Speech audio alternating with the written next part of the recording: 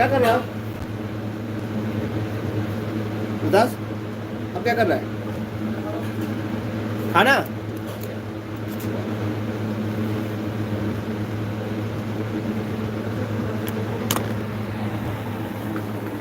ले लो,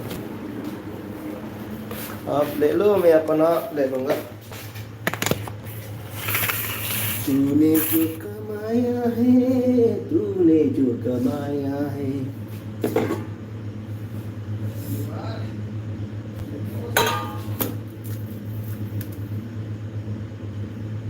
तू मेरे दिल में रहती है।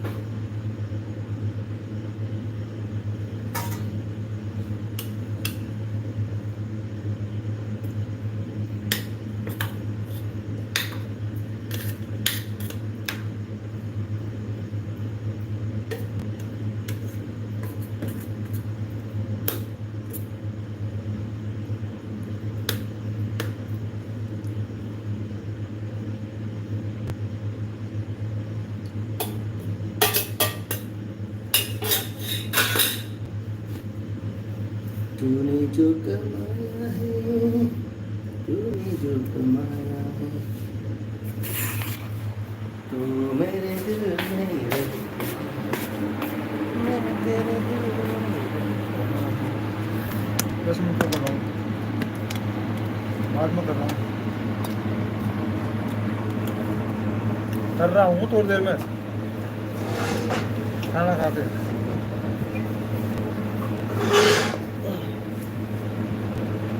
क्या सर सीट कम पड़ गई क्या हमारी? ओके, नहीं पढ़ने देंगे? वो नहीं, वो तो चाहिए मेरे को, बर्फ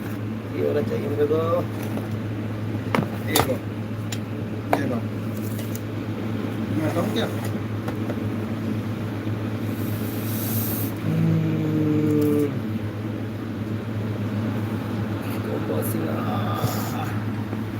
ai wow matam kaya ang kuiraba matungda LB tharaba isa nuaita to ini ne khut mayai da ne koi haina vi ba type to dugi type to ko aduna chak chaba ngamde aduna isa ja arum hoyo bi to ko aduna Jambal Singh, thank you so much bola bahut hi काफी दिनों के बाद आया बोल रहा मैं बस लोग thank you so roti much. खाओगे क्या? खाओ।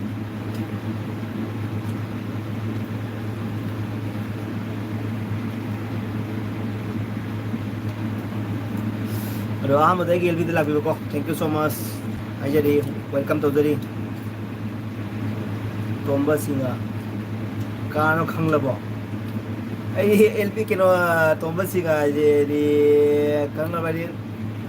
Kino ne beri di kaya blue lay beri na tum na hangi lag bo train ni na tro. Tomba singa. Tomba. Jadi jeng tare na kano khang ba jadi jadi jeng ba tare ko tu di. बता रहे बसक तो Jenga खांगा निको दुदी तो कई जंग चाह रहे bro hello hey bro hello hi Karishma Dayal ji thank you so much मेरे एल्बम में आने के लिए थैंक यू सो मच। अच्छा जी hello my dear Karishma ji आपने खाना खाया क्या क्या खाना खाया आपने क्या डिनर है आपका? थैंक यू सो मच मेरे एल्बम में आने के लिए। आज मेरा तबीयत ख़राब है ना, मेरा 4-5 दिन से मेरा तबीयत ख़राब है। मेरा मिडिल फिंगर में ना थोड़ा चोट लग गया था, इसलिए मेरा को फीवर टाइप का भी हो रहा है। तो मैं अच्छा से खाना भी नहीं खा पा रहा हूँ, तो मैं नहाना धोना कुछ नहीं कर पा रहा हूँ। सिर्फ लेफ्ट हैंड से सब नहाना करना सब कुछ हो रहा है, लेफ्ट हैंड से हो रहा है। तो अभी बहुत दिक्कत हो रहा है इसमें ना, पानी भी नहीं लगना चाहिए उंगली में, इसलिए बहुत दिक्कत हो रहा है। थैंक यू सो मच सब आप लोगों ने मेरा सपोर्ट किया है। मतलब कनानो खांगे जी खांगे bro hello hi bro Tomba the best gamer खांगे bro best gamer thank you Tomba Singh thank you so much bro. हमें भी सपोर्ट करा दो जी एकदम, हम आपको भी, मैं आपको तो सपोर्ट ही करता हूँ। मैं हमेशा आपको वीडियो या फिर रील सब देखते रहता हूँ सिस्टर। यदि मेरा भी 4-5 दिन से तबीयत खराब था इसलिए मैं लाइव नहीं आ रही थी। अच्छा ओके ओके। अप्पा तुमने उंगली कहाँ डाली थी? अरे यार मैंने उंगली ना डाल दिया, पिछोड़े में डाल दिया था, पिछोड़ा में डाल दिया था इसलिए वो छड़ गया, जल गया। इसलिए जल गया। अप्पा साहब, अप्पा साहब मेरा उंगली जल गई। ब्यूटी कीप है, हाय ब्यूटी कीप अफ़ा and beauty keep, thank you so much मेरे एलबी में आने के लिए। तो अभी मैं लेफ़्ट हैंड से खाना खाऊंगा, राइट हैंड से तो नहीं खा पाऊंगा, मैं लेफ़्ट हैंड से खाऊंगा। तो बुरा मत मानिए, मैं लेफ़्ट हैंड से खाना खा रहा हूँ क्योंकि मेरे चोट लगा हुआ है। मैं बारू भी बचा देखो ओइन चचा है नजू को एक खुद से मैं आए कोई जागना ने को राइट हैंड मिडल फिंगर चोट अरे तो प्रॉब्लम नहीं बना गमद्रे को गाइस, मेरे उंगली में चोट लगा हुआ है तो इसलिए मैं लेफ्ट हैंड से खाना खाऊंगा,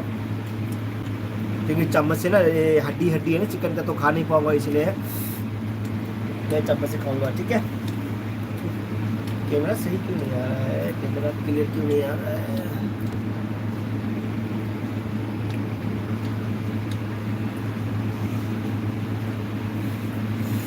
करिश्मा दयाल जी कहीं भी मत डाला कर, कहीं भी मत डाला कर। Thank you. अभी मेरे को बुखार आ रहा है, अभी भी मेरे को बुखार आ रहा है, फिर भी मैं खाना खा रहा हूँ थोड़ा।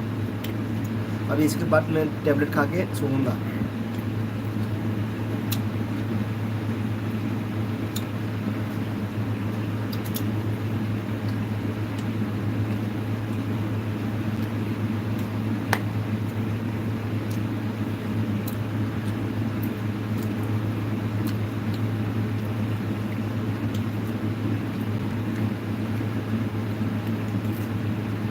ओके खाना खा लो। सिंगाना हेलो बाबू, संगीता सिंह हेलो बाबू, संगीता सिंह हेलो बाबू, संगीता कनाना संगीता नाम था हेलो कनानो आई खंगुरो ना नंग कनाना था हेलो संगीता, थैंक यू कोई के लिए भी भा। ओके खाना खा लो। ओके आपा thank you so much Sangeeta अंता हेलो।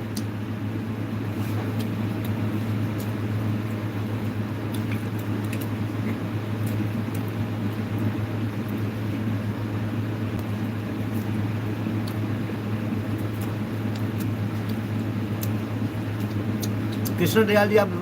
हंस रहे थे। करिश्मा जी आप हंस रहे हो।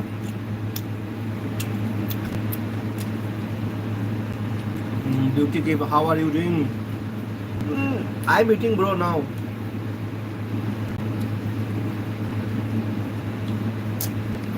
नहीं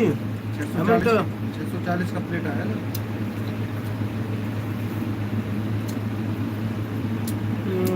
आई हेमंत की मचा नुपी पुंजतीनी।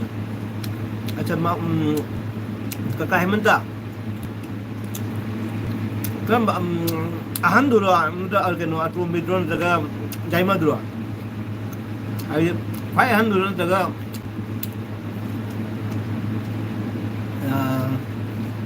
bindarani ro natraga benuro natraga pai ahan dulu ohun mai di atau mi do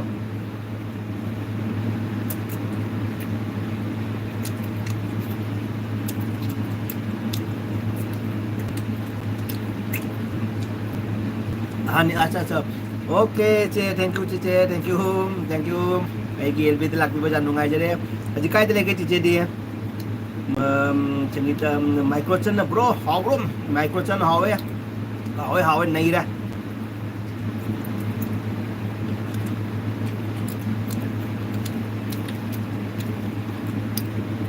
अच्छा दिल्ली दा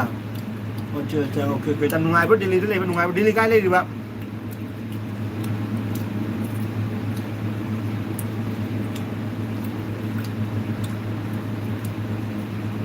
हो गया आपका ये हो गया नहीं चलिए हटा दिया।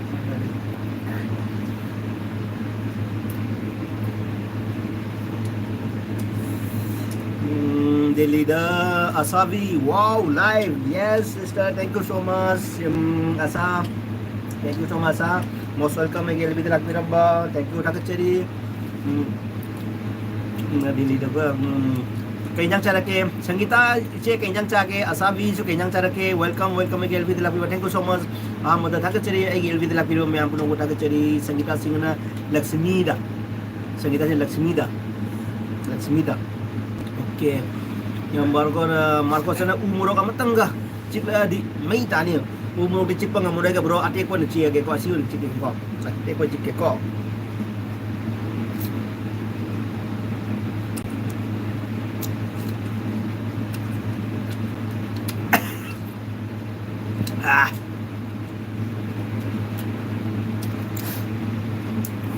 oh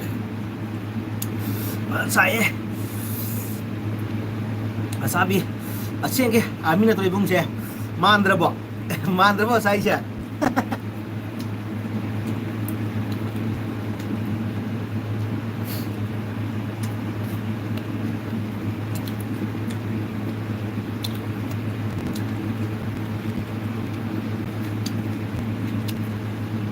Marco Chana okay bro ya ba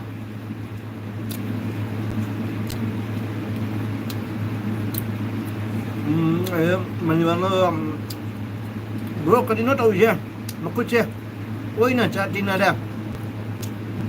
puno tare kenom sing le ya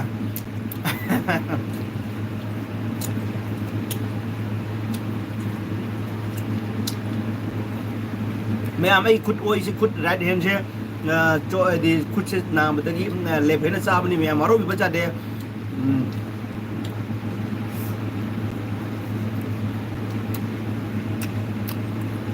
Thank you Mani Bro lagi thank you bro thank you Mani Bro thank you so much like dan thank you so much like to the like to video please like to video मैं like to video yep Marco Chana yare thank you Marco Chana bro asabi na malida aduga hojikta dinner tawri do ibung acha akoi theng chai akoi de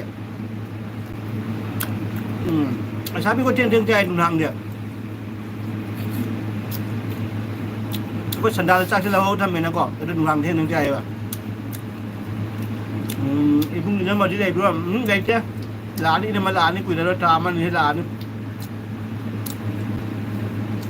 Mani Bro okay yang na paro from okay thank you Mani Bro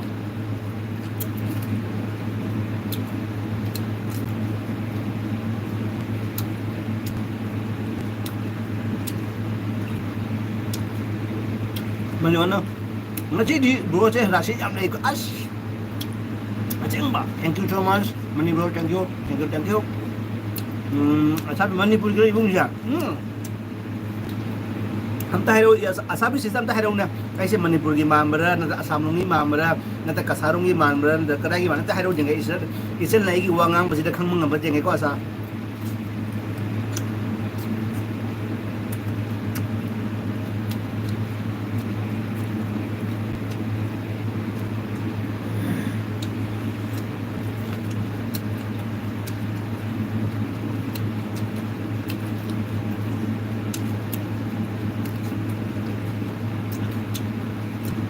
Mani Bro mamon minu ka yam noi wakal yam nungai ma ali wakal nungai bro ngasi di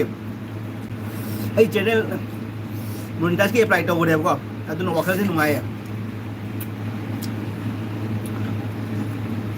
do Mani Bro mayam khoi mayam na ibu support to bi badagi adugi mayam na kem to ma support to bi badagi ko ai channel de apply to jare mayam thank you so much ko mayam bu thak chari Mani Bro na kasar mani kasar की नहीं ऐसा एक kasar ही नहीं Mani Bro bro से मणिपुर की माली बो Mani Bro kasar नहीं Mani Bro milestone April milestone थबक लेतरा माली है थबक लेतरे माली थबक लेते bro कोई थबक दंपो में थबक लेते थबक को में ऐसा भी ना thank you April milestone thank you की LB दे लाख भी को थका चली asana mani bung su khang di bo hai sia ibung army se kai lam de no hai ba khang di mani wam no khang di ba ni ai khang di ai kadai no khang di ma Sangeeta singana iche Sangeeta nai ba ko nungai di bo no nungai di benu di kai le ge je benu di kai le ge je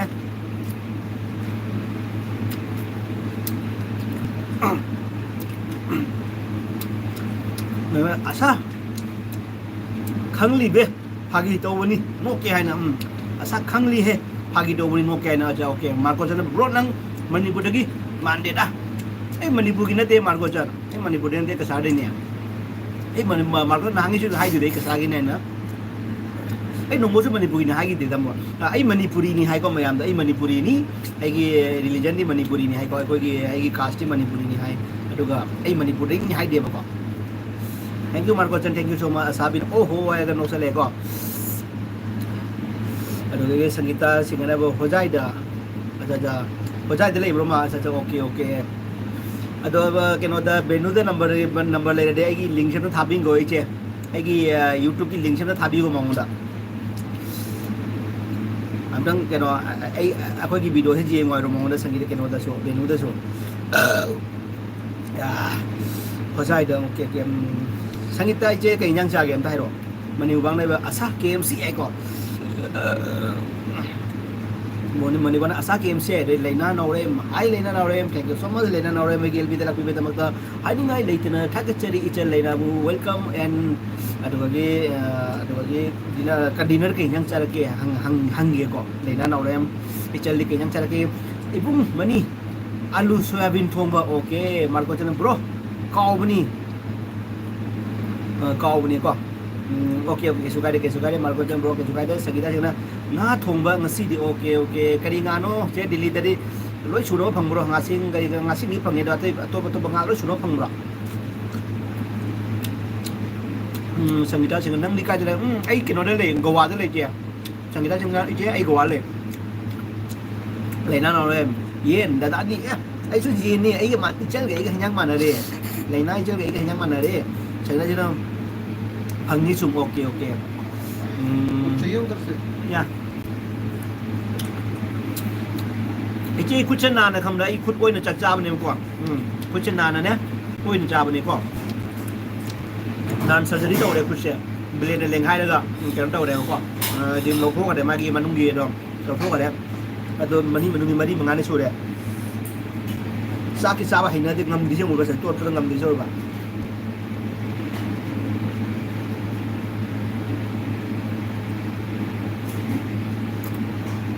oh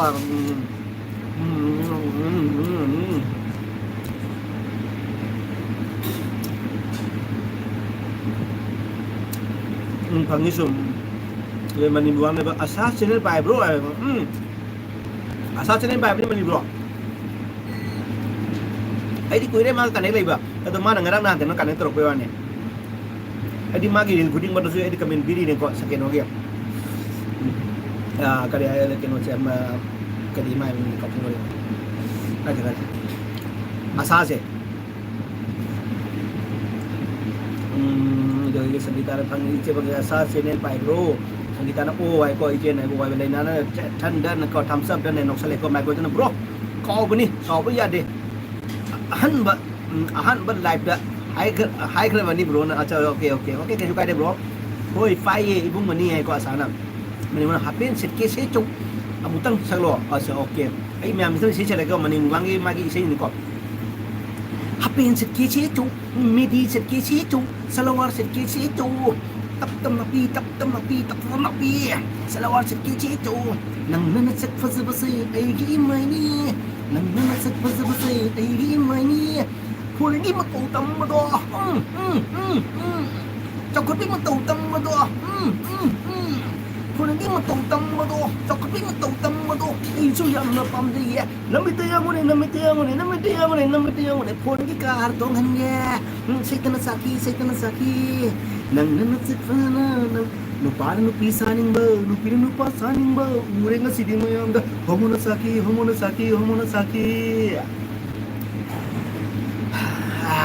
ดี๋ยวได้ bro jadi ada ai hojai de ni ada sabi ne ko hape chiki ko sabi ne sa ne ko ai hojai de ni ibung mani ibung dei kai lam dei oi bano mani bor nam kai nam hai gro sabi dam ai sei ai di almi ga khulamat ne ba gam asa ai di almi ga khulamat ne mane sabi chasma leitro ibung almi leiye chasma leiye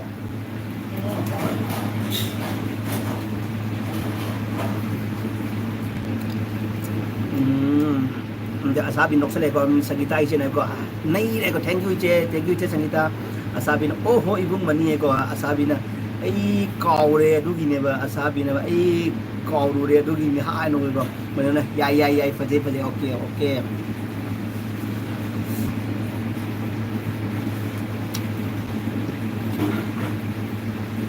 Mabel bro này đấy thấy đi ở đâu nữa sao mình nào tìm phân cơ tại cũng gì wow thank you so much asal thank you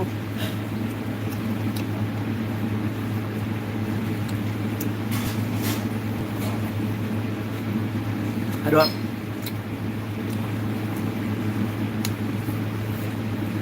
Thamoy sing nung sinasi Haiduna nungsinaraga Kaligi ay bumimangga Nungsinay haibagiriba Adunay buy kaiba Piba gimauta Thamoy sing nungsinasi Haiduna nungsinaraga Kaligi ay bumimangga Sinay haibagiriba Kaya talay na biday hayraga Kau ba ngambara Kau ba yabara Nung siba amagi Nung silay pulbu Kay na re hayraga Ikaloy ba yabara नहीं रहे Shri Marco से बोरो नहीं रहे असाबी ने डिंपल का तारीख मुझे okay thank you आया आएगी ट्विंकल ना सब इसे ही नहीं मने अने थैंक यू असाबी ना एकदम संगीता जी ना इनाउ ना hele हे सिंग इचे ने इनाउ ने hele इचे थैंक यू सो मच इचे संगीता थैंक यू इचे ताका चरी इचे ना ngasi matam kuire bi tum da ko ngasi aham ngai ujari ko iche no iche matam kuire bi tum da ngasi iche gi comment ubu se jan punin musi matam kuire udaba ko akoina ga nahauri ni da football sanningi matam da noi thonga iche gi thonga la ga football sanningi matam da ubudo adu bai uda tri ko ajita ngasi iche gi keno to buje comment ubu se wakal da musi phawi kapningi iche kuire udaba ko dun kapning ba phawi thamoi da adi matam kuire matung da aji iche gi comment lak buje ko adu ni thank you so much iche matam kuire matung da na naw masa khangbi da jam nungai iche nangi masa khangburon da khangda bro ngachi ai chu ubo khangbo iche na changi tai che asabi te asabi kaino boom na langai chu bo iche samani hai ta sama asabi na te asabi ni kaino pire che mu pire che kaino kadam pire ne jago ile kaino kadam pire ne asabi na kaino imo pire ye imo ji je gyan yum ta de asabi hai तो संगो मचु पिरे इमाइ तो इजा साबि संगो संगिदा सिगदा मतम लाकनी दा हाइबा मतम लाकनी दा okay असान टे असाबि टे संगिदा सिगना खंगिदा हाइबा खंगिदा ओके आइदि मत अखोइ अंगांग वेदा उखिबनिना काउरम मद्रा खंगबो को इचेना को असाबि ने टे असाबि टे मने वाना कपकनु अमुक नुसिबा तेनकिनि इचेदा अदुनि इचे जाम नुसि को इचे ओइ दु जाम नुसि आइदि अंगांग वेदा उदमनिना को नुसि को हाजित निंगसेंग ना गना मदि हौकिबो मतम दो पेना इचे गी थोंगा ना फुटबॉल साना बदो को निंगसेंग को इचे ना काडा फुटबॉल का मेला को सिदा असाबि ना किस काडी का पिछले मंगमई का कपट पे तो जुगो असाबि टे आसा टे मने में इचे ना युपा नुसिबा दुम नुसिबसे नुसि चुपगिने अदुनेबा इचे ना युपा नुसिबदी अदु नुसिबनी नुसि चुपगि मने असाबि ना पिस्कारी पे को संगिदा जना खंगी दाइनो ओके थैंक यू ओइना जाबसे ngамद्रे लौरा चाक हुप ngамद्रे लौरा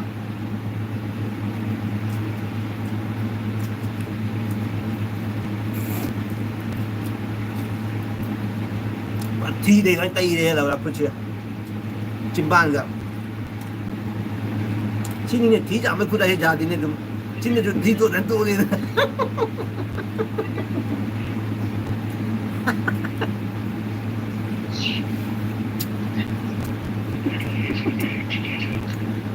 असाबि संगिदा तंगी दाइ दो इचे तो जम इचे नुसिबम कोइ काउबन को इचे नुसिबा दा कोइ काउबनी को मणिपुर काउदे मणिपुर कई काउदे नो टी फूड था तो कुछ चाहिए क्या चलो ना नहीं था टी था बोला कि किसका मनी मनी इजे उजे Langlen अच्छा Langlen hu lei bo de अच्छा Langlen le na bo de Langlen thank you so much Langlen ni thank you so much ki ilbi le binam ki dam watching to binam dam ta ka chari ko chal go Langlen ni chal ije Sangeeta mani mubang bu su upa ni khallaga review ai gi di ije leite mani keno ije Sangeeta keno mani mubang na lei se mau dam tang mau mai gi channel se connect to biu aduga ai cái jam lu tin na bai ma na mani ko ma su ko mani mubang ai cái jam tin ni ma Jackson Langlen like done क्या ले मेरे लिए क्या लेके आई है ibung asa thank you so much thank you Langlen chal matam pi da tum na ko Langlen na nap khare Jackson ja Jackson Langlen na nap khare hela was hidden by sa hela se घर से खाटू श्याम की ngamdre oi da cha sa ngamdre mayam ngamdre huppa ngamdre तो गई थी तो gas plate वगैरह कुछ तो मिलता था इसलिए जिसका पास भेजना था उसको भेज दिया होगा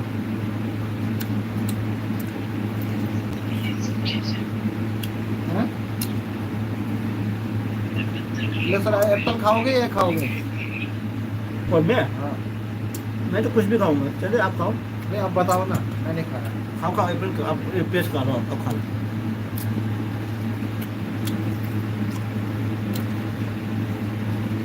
बहुत टाइट है रे भाई सिस्टर संगीता हाय सब तो विरमो एगिसु अच्छा इचे संगीता केनो Langlen Jackson मैं आपको ना मतलब सब तो विरम को इचे संगीता ai केनो इचे दा केनो ब्लू पी के को इचे दा ब्लू पी के को मैं आम से तंग सपोर्ट तो विरमो इचे क्या डाइट ले रहे हो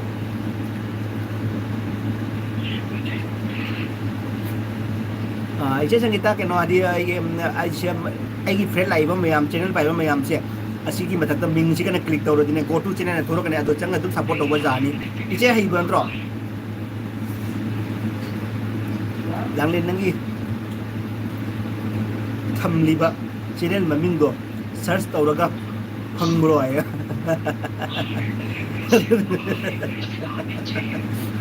kada Langlen nang channel search tawda phangro am da jingu hoy ऐसे का क्या था ऐसा नहीं कुछ बताओ channel je jam lu ba maming tangno ko ni na search tawda phangde ne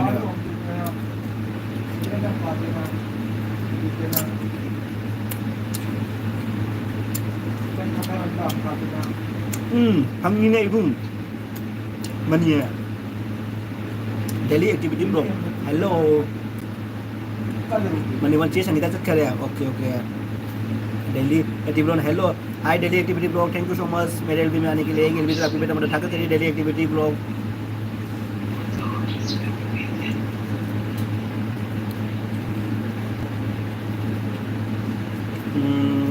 Sangeeta chat hello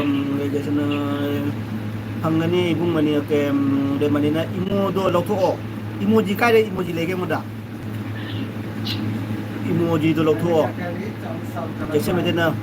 on अच्छा ओके जे डेली अच्छा जे डेली को डेली टीवी में मनी गेम से को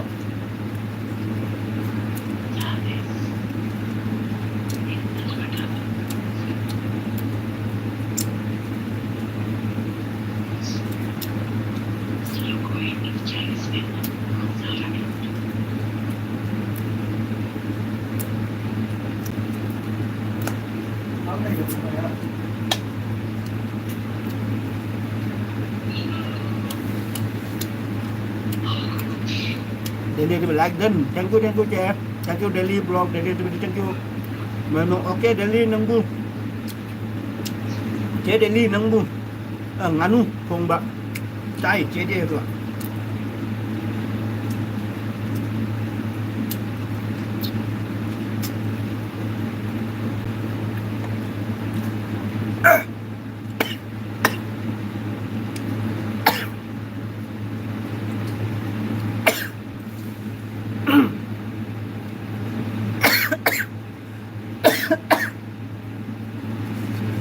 लाइव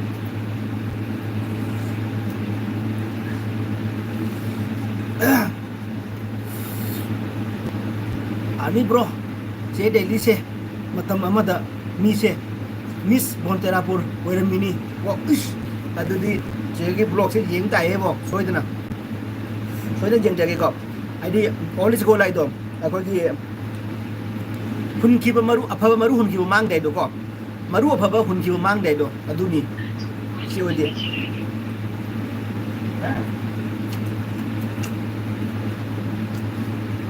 मंदिर गई थी जब फेमस हो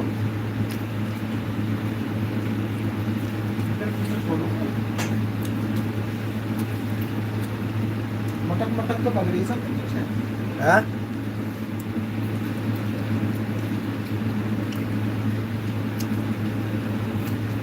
खराब नहीं था ले भाई बहुत खा लिया अरे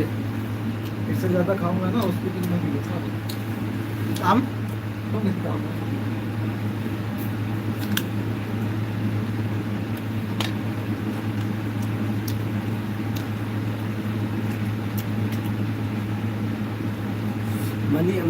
मनी मेन दी चेगी फेस याउदे ब्लॉग दा मेरा तो ऐसे फाड़ रही है पता अदु नहीं तले येंगरो इदुदे इतने दिन से सोई ना हो ऑपरो गानु दोंबो को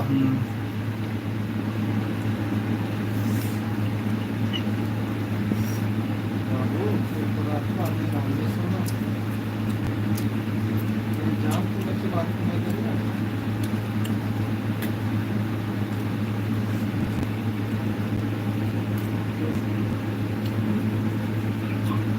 बोलो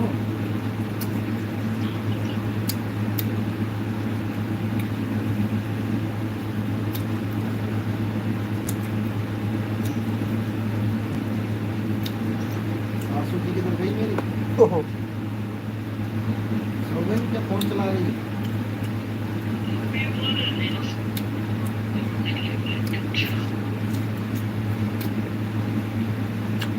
सर एक घर में जब 8 फोन रहेंगे तो 8 फोन से कितना भरे 8 के 2400 रुपया महीने का किराया सासू का अलग ससुरे का अलग घरवाली पर 2 साड़ी पर 2 सलेज पर 2 मैंने क्या दुकान खोल ली क्या फोन की ले भेना चाबो हाउ बा हाउ दी हाउ मन मन काल दिबो ले भेना चाबो हाउ दी हाउ मन मन काल ले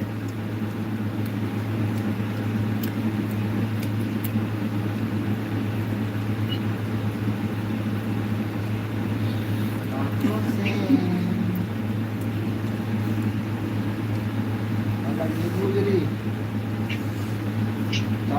धक्का मार कर गुजरी लग रही है गुजरी लग रही है पल्लू ना पा रहा सिर्फ अरे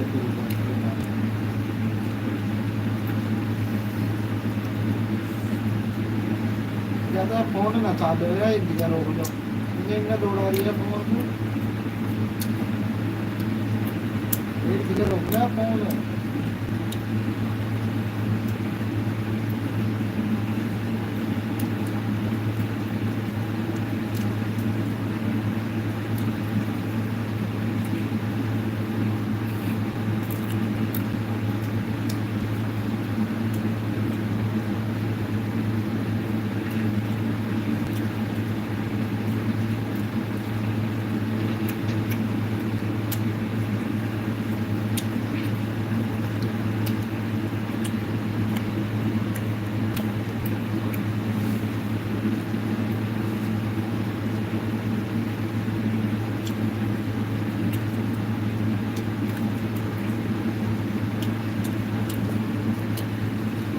बोलो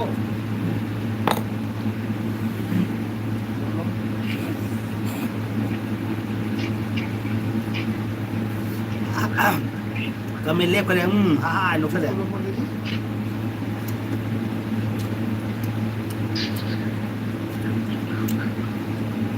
पापा देख लो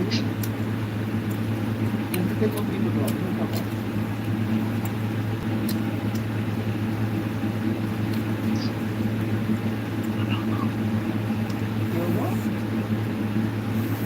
Mahesh Patil Bakawas तो क्या करूं महेश पाटिल क्या करूं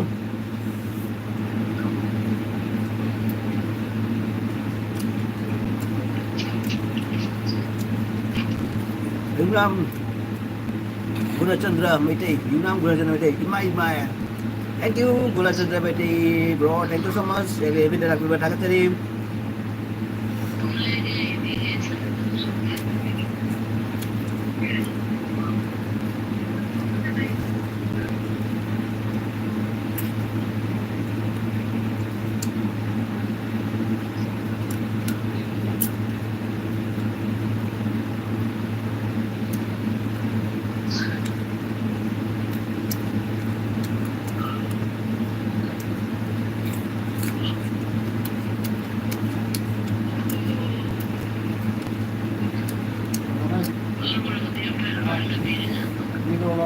खाली है क्या इतनी डकार ले दी इंसान फाड़ ज्यादा बिलोना खाने से ज्यादा दूध देगा क्या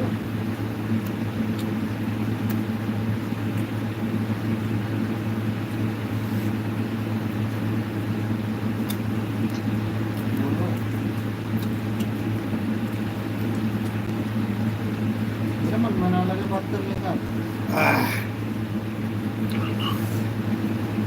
मोटर भी कर रही है पूरे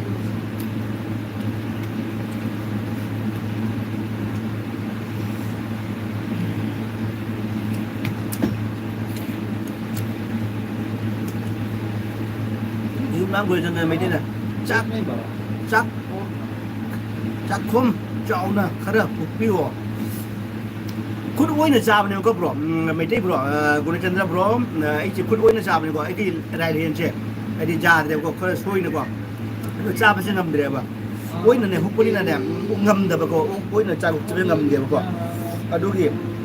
ngầm được bro sau với là để có đúng trai đâu được cái có trai đi tàu cái có lấy chim ban là có gì để đi mua nó mua xa đi không ra ada Yunam bro cái nó bro Gunachandra bro like to video bro like subscribe to video cái channel gì bro bây giờ này mình share nó like subscribe to video mo cái hút cái coi đúng hút cái sẽ ngâm gì vậy ra đi vậy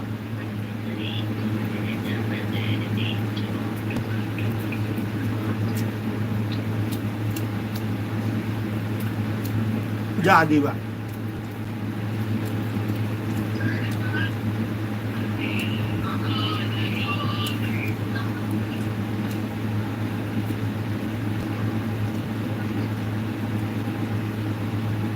Jackson này Yunam brother welcome my god Jackson làng này này các bạn Yunam brother welcome mày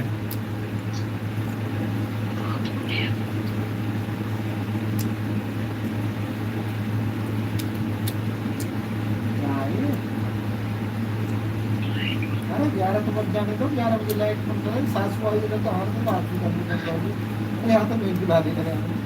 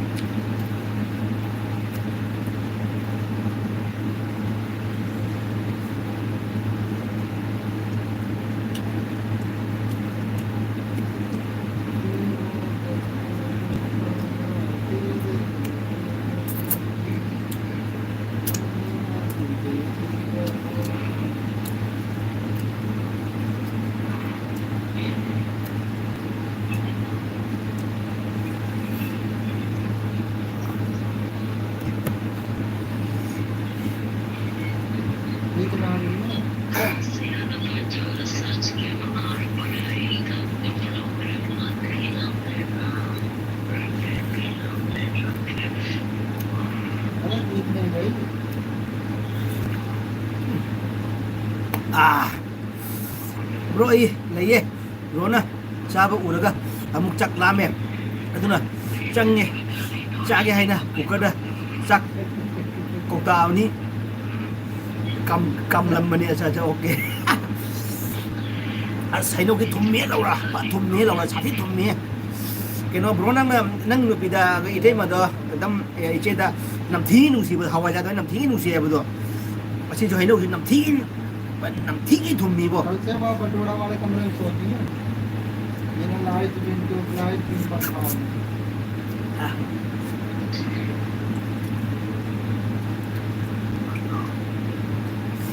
lo de kutum si di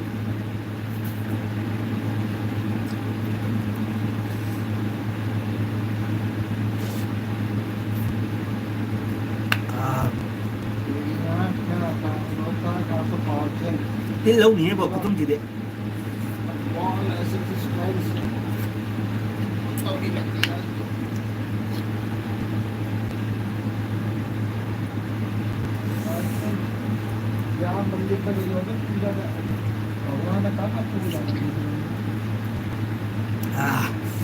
Ngon với Sagol xem, thank you bro, thank you so much again. Sagol xem bro, thank you so much. Bro hay nấu lắm, money hay nấu đi bro. Cái nhang chơi cái bro. Sagol xem bro, cái nhang chơi cái. Em vẫn thùng mía đâu vậy? Mà cô xin làm thùng bấm cái gì vậy? Thùng bánh nghìn à?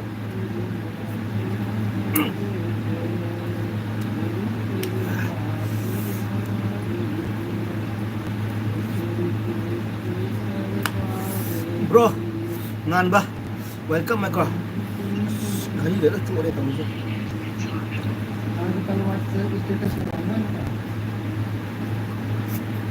Bro, yên thôi nghe, nó xin đi ok, ok.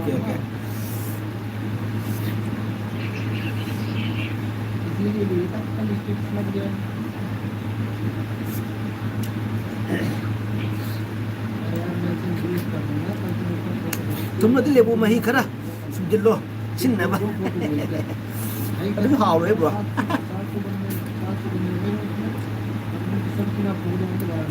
Bro khut tak kedar keno akhoi khujin matai da khoi nai cha la ka tau do operation tau lau thoi ade keno tau ka ne bilen thale bilen le la lau thoi manu mi phatta bo do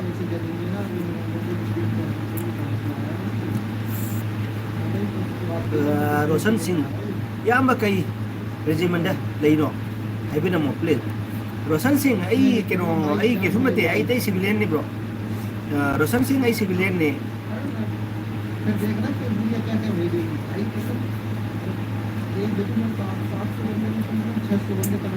baru ga dekho ai civilian ne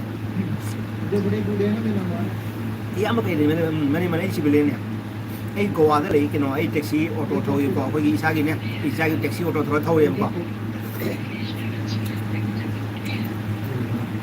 ngam so bro Jackson thank you ko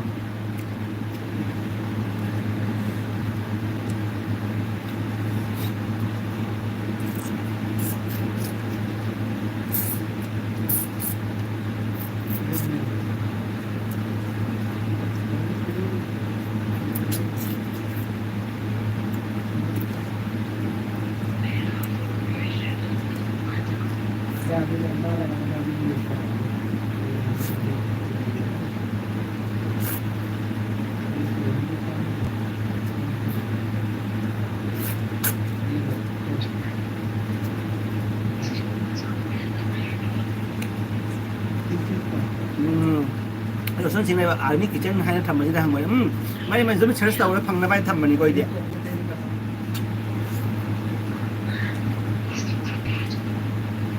Roshan Singh tâm like to video rồi like to video boss subscribe to video boy vậy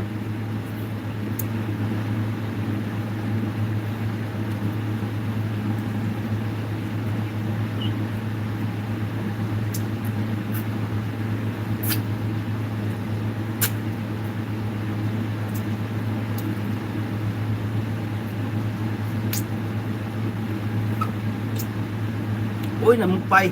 ये nằm bay áo đó nè thấy đâu rồi khá là video rồi chị mới ra video rồi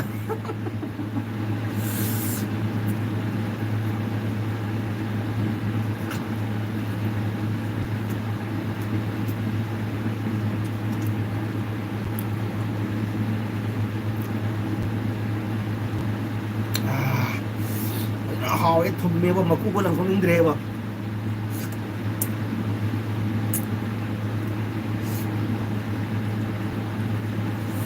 này đây screenshot भेजूं अरे करके बाबू तो एक बार बोल दो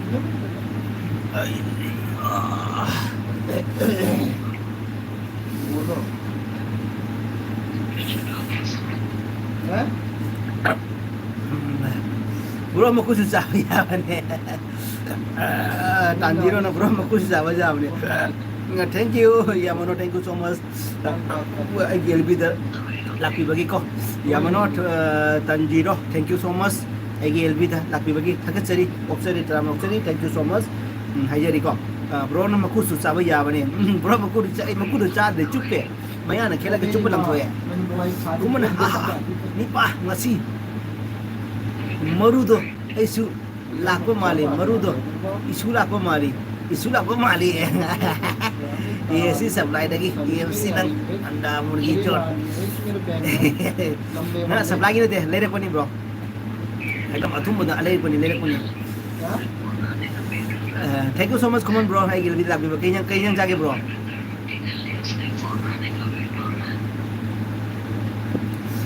ngan ba sama na bro kay no पाई दो cherry दो हाँ ना ते प्लम्स नहीं प्लम्स आलू बुखारा है दो वो हिंदी लग रहा है आलू बुखारा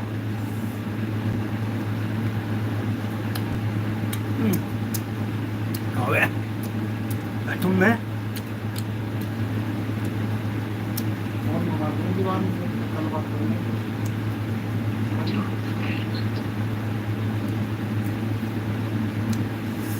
ngan ba sa kanya bro kay no pai do cheri ro na te kom ro san sin yam bai mama yam bai mamang video khara da indian army ti ge tag uki ba ai kan video da uki ga kan video da na anta hairo ke do san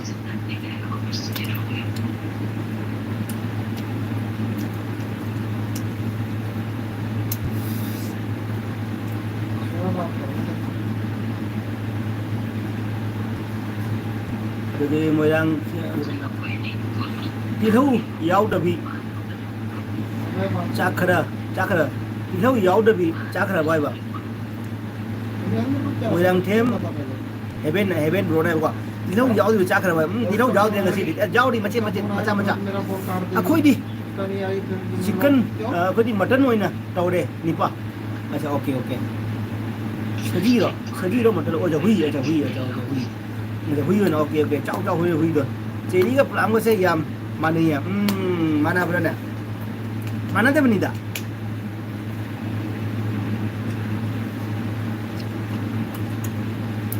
Rosan bro thank you so much jamu na jeng beda montai video dah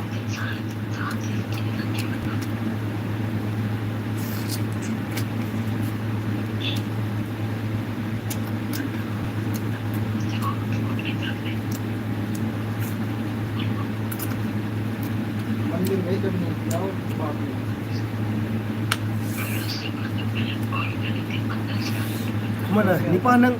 punya rồi cô khai vậy ta đây nè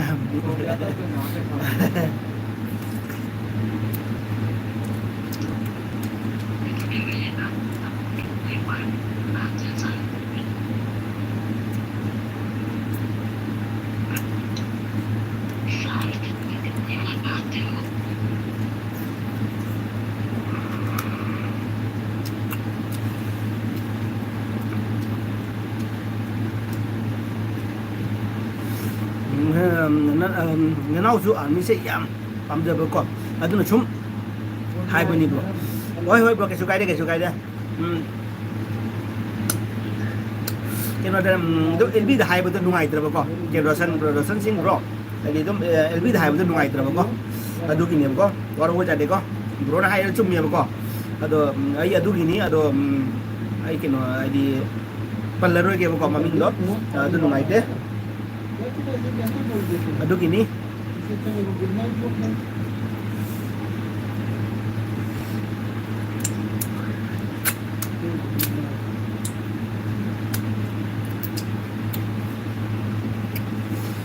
sore apa na pelang suka tumam meng sini ini empat tumam meh suare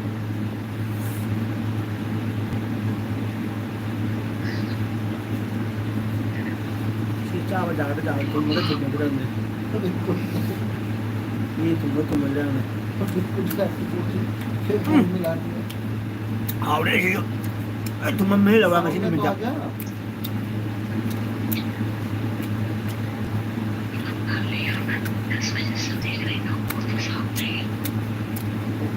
और सदी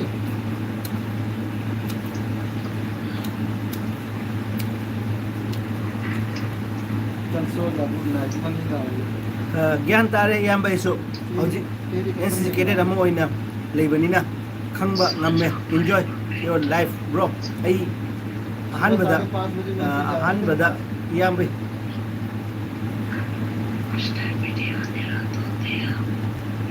मैं किस part में बनाऊंगा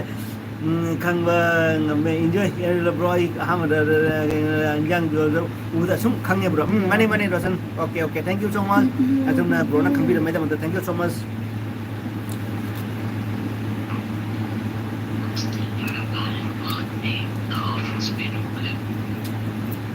नारी good night see you akwai me suke canja hawa wani da wani rosan hawa wani ko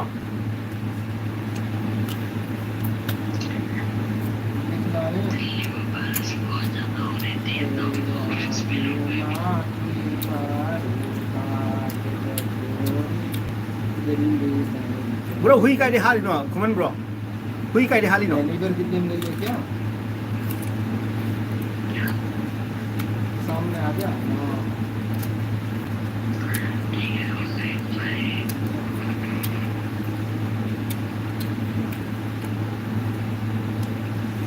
bas puk thalle he ware ngamdra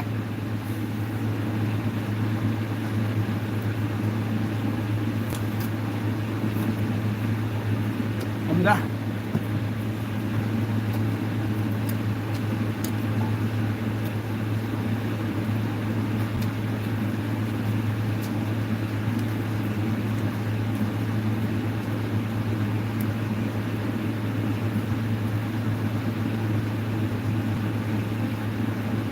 चश्मा निकाल लो चश्मा निकाल लो आराम से निकाल लो किस पे माना है सर हाँ अरे 5,500 का है ये और क्या सर क्या है इसके बारे में आप कहीं भी पहनो कुछ नहीं होगा महंगे दिखते हैं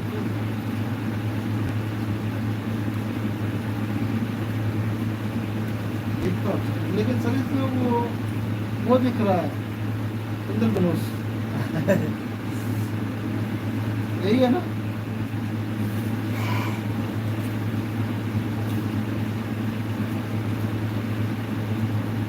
बड़ा पाव बेचने लग रहा है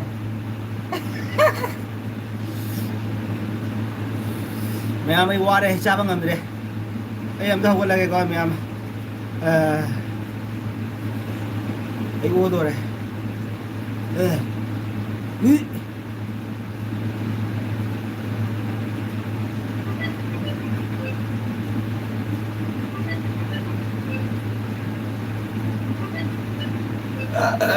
iyamba ado manau seti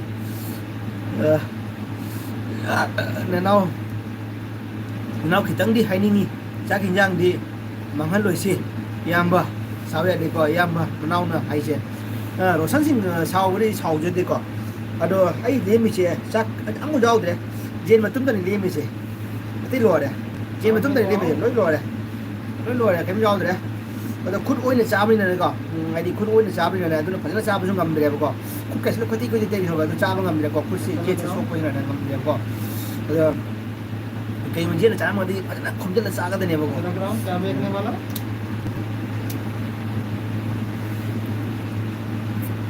single lifestyle बाबू एक स्पेशल है thank you lifestyle bro thank you single lifestyle thank you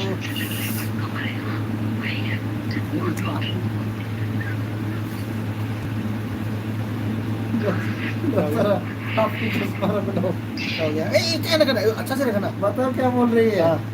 कि ऐसा लग रहा है कि आँख खराब हो गई अंधाधुन आप लोग का फेस में नहीं जमेगा ये आप लोग का फेस में नहीं मेरे जमेगा को वो जमता है सर वो वाला दूसरा वाला हम लोग का फेस क्या है ना हम लीगल लोग का रखा है 2780 रुपये का है हम लोग का फेस क्या है ना गोरा है ना एकदम मोटा मोटा से मोटा मोटा है ना चेहरा गोल है ना सर आप गोल मोटा मेरा गोल नहीं है नोंगचूरी अच्छा अच्छा नोंगचूरी अच्छा अच्छा ओके ओके रिबन के पता है रिबन के और कैंटीन में 2700 रुपये के आते हैं बाहर तुम्हारे 7,000 के आते हैं मैं लेके गया था मेरे पास है नोंगचूरी का बाबू अमोम अमोम बाबू अमोम याउदी एक से कल हिसाब लूंगा सिंगल है इतना अमोम दिए बना एक से कल हिसाब लूंगा सरिता खाइदेम bro ngamdradi sasal lulu okay okay Sarita Khaidem thank you so much Sarita Khaidem again with happy birthday thank you so much ai ngamdra ai cham sala no piece je piece ni umta ngai le ko asi tani lemi jati lo cha le da haino wama apel ma adoi plum sum cho wama adoi chak tikin ma adoi tan ka tan ne re tan alu paratha sum chi nam cha ga adu ga ge kai hai ta le जीएन से कम आधा के जी मुझे लग रहा आधा के जी थी 700-800 ग्राम होनी को जीएन तो कोई चार है गम लोड है हाय सरिता के एम से को इन्होंने या सिंगापुर ना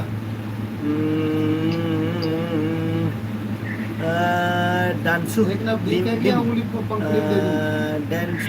डांसू लिम hello bro where are you from डांसू Liam I am from Assam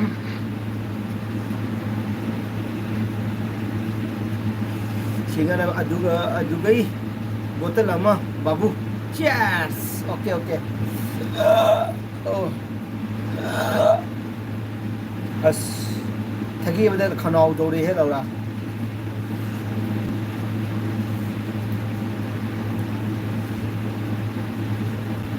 em ta khun ha mu ge kom ta cha ke ta khun ha mu ge ko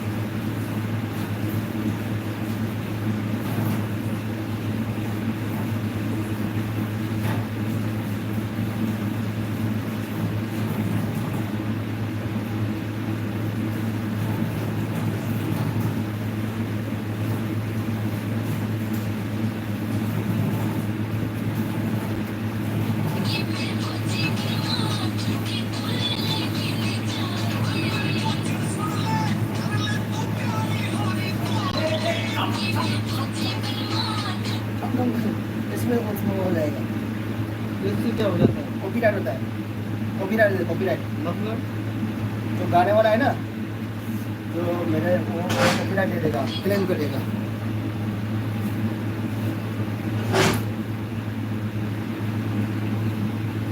कुछ हम सिंग दे नकरम दे हम ब्रो आई मैं हक लेkai कोई रूल है okay कैसे गाने bro हम तो फजना कुछ फजना हम लाते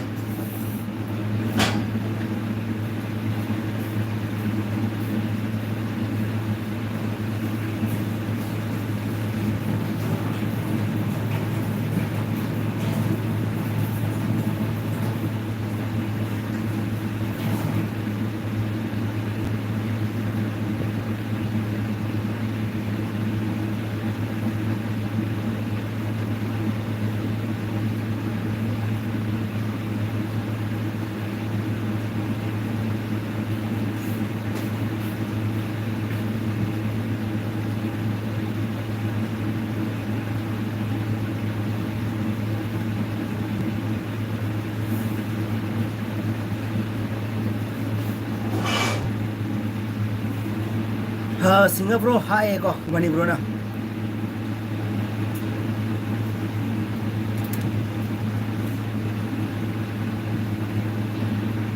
इसे सखिरो इसे सखिरो जीता था जिसके लिए मरता था ऐसे जैसे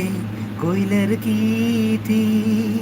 मैंने जिसे प्यार करता था जीता था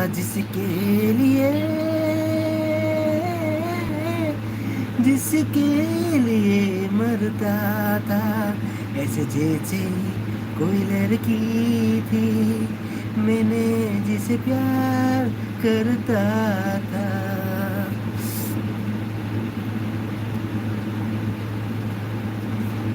राजू पिरिटी, राम राम सा, राम राम राम राम ब्रो, राम राम राजू पिरिटी, राम राम। अरे राम राम मत लिखो यार, ऐसे thank you so much. Ram Ram Ram Ram Ram Ram. भगवान का नाम लेना बहुत अच्छी बात है, इसलिए राम का भक्त हमेशा होना चाहिए। जय श्री राम, जय बजरंग बली, जय बजरंग बली। आपने खाना खाया राजू पिरिटी? राजू खाना खाया आपने? आपने डिनर किया?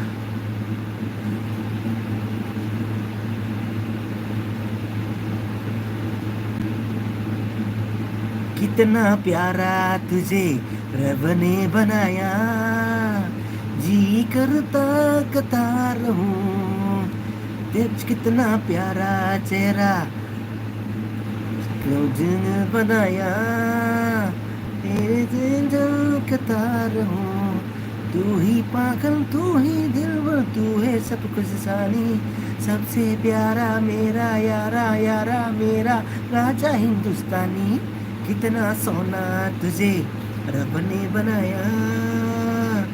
जी कर दे कतार हूँ। कितना सोना तुझे रब ने बनाया, जी कर दे कतार हूँ। कितना सोना तुझे रब ने बनाया। हाँ खा लिया साहब, आपने खाया? हाँ जी मैंने भी खा लिया, मैंने भी जस्ट अभी खाया है। हाँ। परदेसी परदेसी, जाना नहीं जाना नहीं, मुझे छोड़ के, मुझे छोड़ के। परदेसी मेरी यारा, वादा निभाना। गुड नाइट साहब, good night, good night, thank you so much, good night, good night. आपको भी good night, sweet dream. Raju बेटी bro, thank you so much. आप मेरे एलबी में आके मेरे को सपोर्ट किया, thank you so much, good night. कितना प्यारा तुझे रब ने बनाया, जी कर दे कतार हूँ। Rajiv bro thank you so much. Rajiv bro के एलबी दिला को ठाके चरी को, ठाके चरी मोस्ट वेलकम।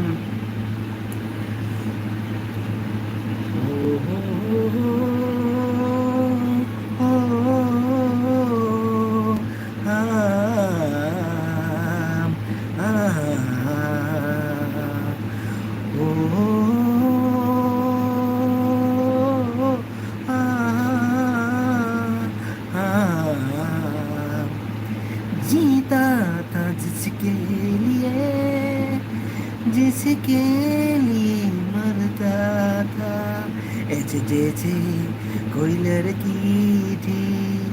मैंने जिसे प्यार करता था।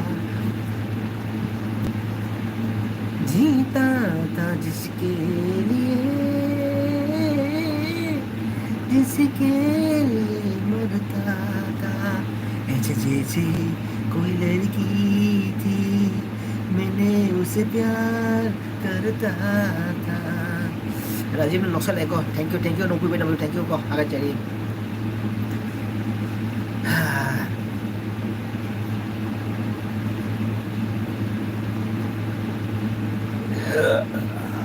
राजीव ना, yeah why not, boss याद रहे राजीव भाई, तुझसे याद रहे पर चसल ले।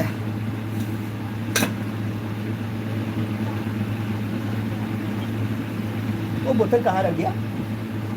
प्लास्टिक वाला इसमें भरा हुआ है।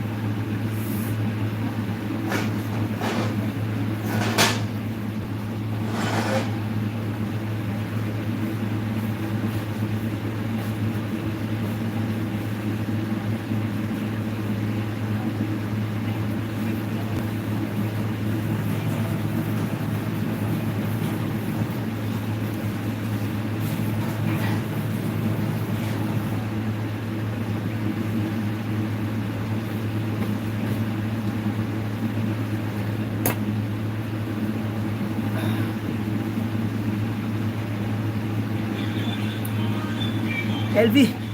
ꯌꯥꯝꯃꯟꯗꯅ ꯀꯅꯥꯗ ꯌꯥꯎꯅꯤ ꯈꯪꯗ꯭ꯔꯦ ꯂꯥꯁꯇ ꯕ꯭ꯔꯣꯗ ꯑꯣꯏꯅ ꯑꯗꯨꯝ ꯇꯥꯏꯌꯦꯗ ꯑꯆꯥ ꯑꯣꯀꯦ जीता था तेरे लिए जीता था तेरे लिए thank you Mani bro and Rajiv bro thank you जीता था तेरे लिए जीता था थे जीता जीता था अरे यार गाना भूल गया जीता था तेरे अरे यार भूल गया जीता था हे हो जीना था तेरे लिए अरे जीता था तेरे को गाना गाना था जीता था जिसके लिए हाँ मैंने वन हाँ हाँ आई से लेगा जीता था जिसके लिए मरता था ऐसे जैसे एक ऐसी लड़की थी मैंने उसे प्यार करता थाให้ได้จุ่มแม่ก่อนให้ได้คอนทกจุ่มแม่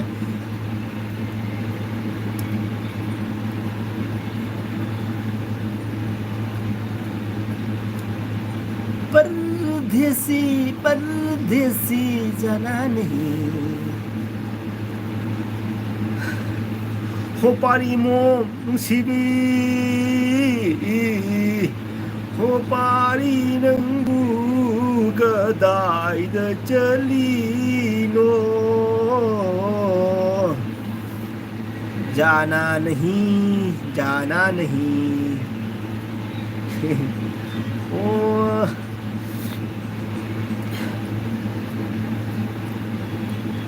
निंगोन समलांग पुनखत पनौरिबी ना निंगोन लंगी समलांग दो उड़बनी कोमता पाखंग नोइगी थमोयसे ओ थाफम खंद्रे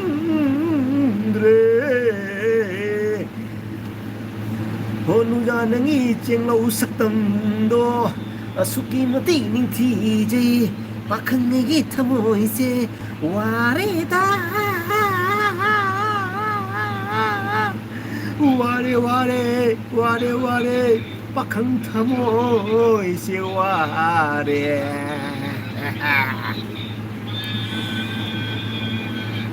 लैरांग लैखोक्तै केंद्री ngây लैरांग फुलत केंद्री ngây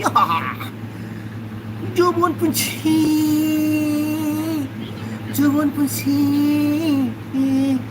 matamda ôi nâng nâng nâng khôi da jabi janvi leirang no lei khuktai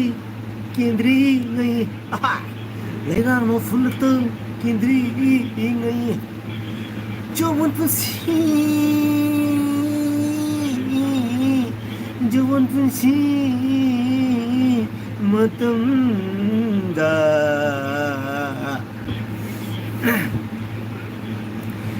malang baisu kai dauni malang bana humbagi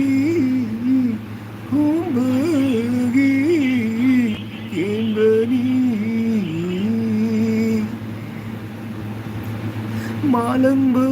masu thật mande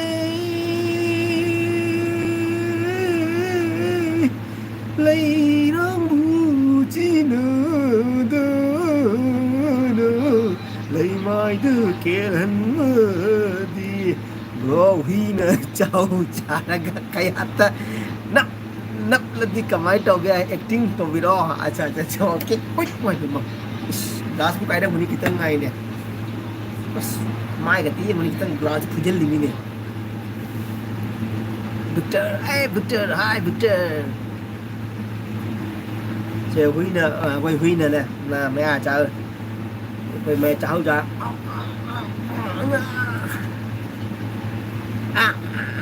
à rồi hả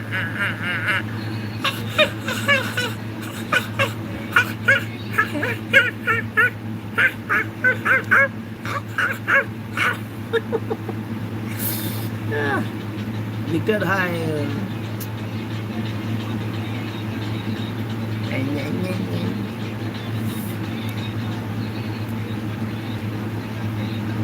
loisallasiro bro loisallasiro pung ama helai gi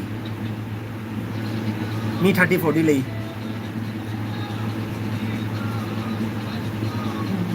ni तेरी अखियों का काजल तेरी गलियों का काजल अरे पल पल पल पल पल पल पल पल याद सताई ओ पिया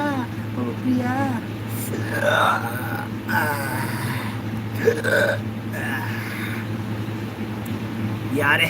loisallassu ha ha ai ko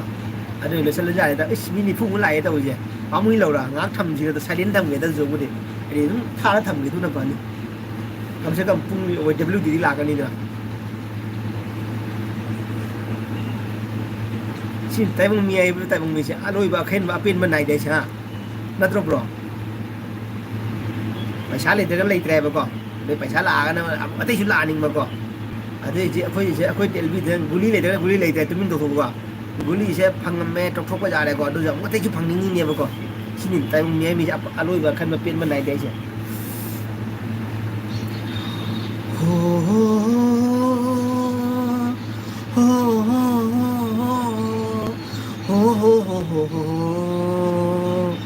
हो हो हो आई को तो सला के एलबी तन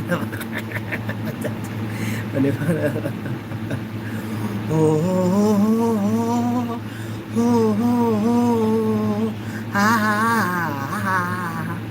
जीता था जिसके लिए मरता था ऐसे जैसे कोई लड़की थी मैंने जिसे प्यार करता था जीता था जिसके लिए मरता था अच्छा अच्छा मुझे प्यार था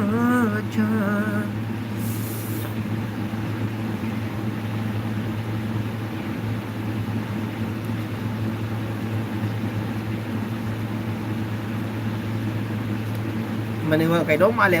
o ki do ma mra o ki tigun do ma ne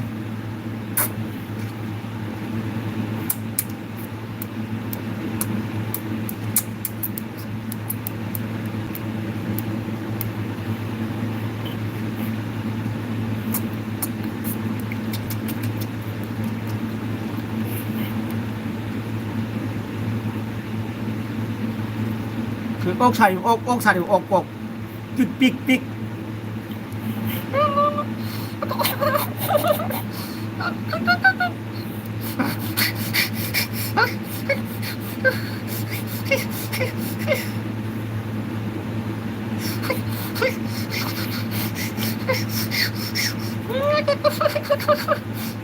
mà nó nhưng ốc mà đi bro ốc xài thì có gì có ốc mà nó nhưng có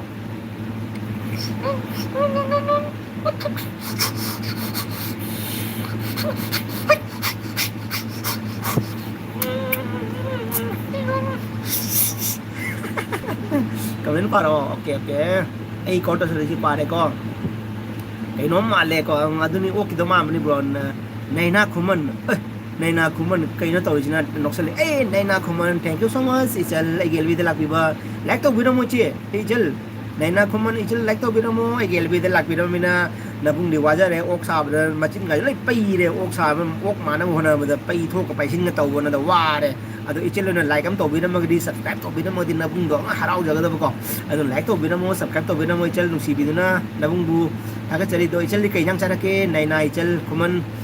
bani wana ok macin male adu ni adu sab ni malali ni bro comment par oi Rajiv na ha noksele naina kuman to jage bro noksele ko to ichel thank you so much to iche kari iche sorry naina kuman aji ichel na ok sabo u khare to aji kari charo ge am ta hairo de kari charo ge am ta hairo ichel na hare ko taja ge am ta kai charo ge ado like subscribe to ga taw re na hai bi ro ko ichel thank you so much saga chari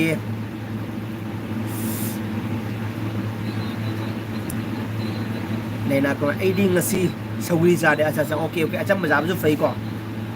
अदुदी हुई खोंगे को हुई कई मैंने bro happen set के चो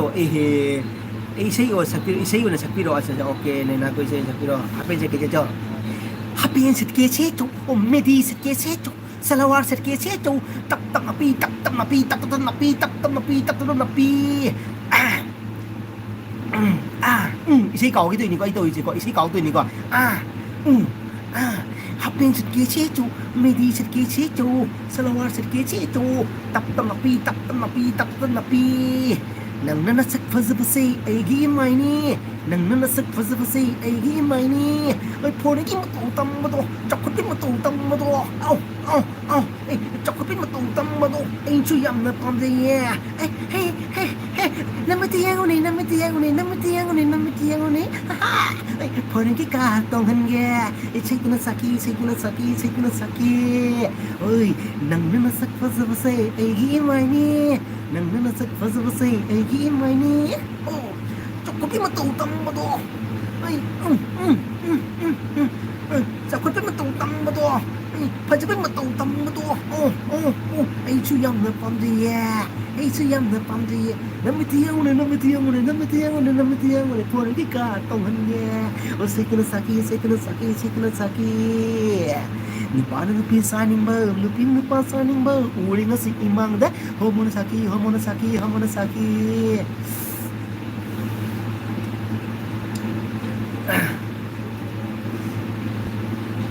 इसे सकपीरो को खुमन नैना खुम इसे सकपीरो को ब्रो हापे ब्रो सकरे इसे सकपीरो को अदु नैना खुमन यो न इसे मसा सदा को राजिन नक्सले नैना खुमन सीरियसली नक्सले को मनी वाना था टोहन गे हायु ने अदु न फजनी अच्छा ओके अच्छा नैना खुमन नक्सले को नैना खुमन इसे मसा लगे को दुदी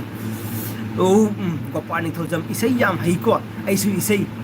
हाइरके याब्रो ए याये को पानी थोजम याये थैंक यू सो मच आम दे गेल बिदला को बेटा का चरी को गोपाल दो अदो आम दाई की चैनल लाको बिदम त वेलकम तो जरी दो आई की चैनल सिबु नुसी बिनो लाइक सब्सक्राइब तो बिनो मको अदो आई की अनो नो वीडियो ngasi वीडियो मा हफ्सा की बने अदो वीडियो तो म्याम नुसी बिनो जेंग बिरो नैना आइचल म्याम नुसी बिनो की वीडियो मा हफ्सा की बने जेंग बिरो को अखोगी संगोम अफमन करी हिंजांग के माइ थोंगा पकोड़ा हापा के साने हैवी स्टाइल ने अखो करी पकोड़ा हिंदी दा ना करी पकोड़ा है बको अखोगी मैतै दा हायना संगोम अफमन थोंबा हिंजांग है बको ओके दो म्याम जेंग बिरो नुसी बिदुना अदो जे के नैना आइचल की सेम सके को नुसी बा इंग तक सके दा माइ सेसी दिको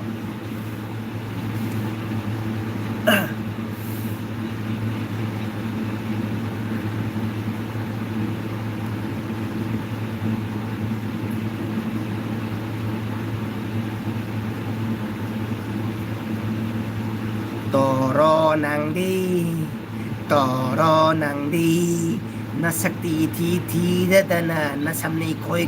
da dana na mani pak la dana phajabun nu paga pa mi boy toro nang di hey toro nang di hey toro nang di na sakti thi da dana ma sakti cham khoi da dana phajabun nu paga pa mi boy toro nang di hey ku me ai mai kari no machine pil dole ju mari ki bu ki jai ne to we ku machine pil dole mi ro ra lai ro la manga ji bo o ta da ai machi mai tro ngangi ne machi kari mo na o ta da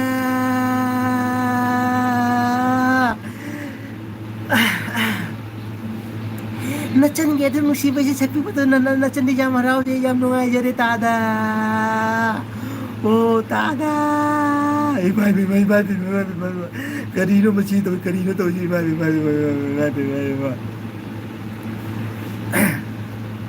तारो नंगी नचन दी रदना नचमी कोई रदना फजबन पक पामी बोय चल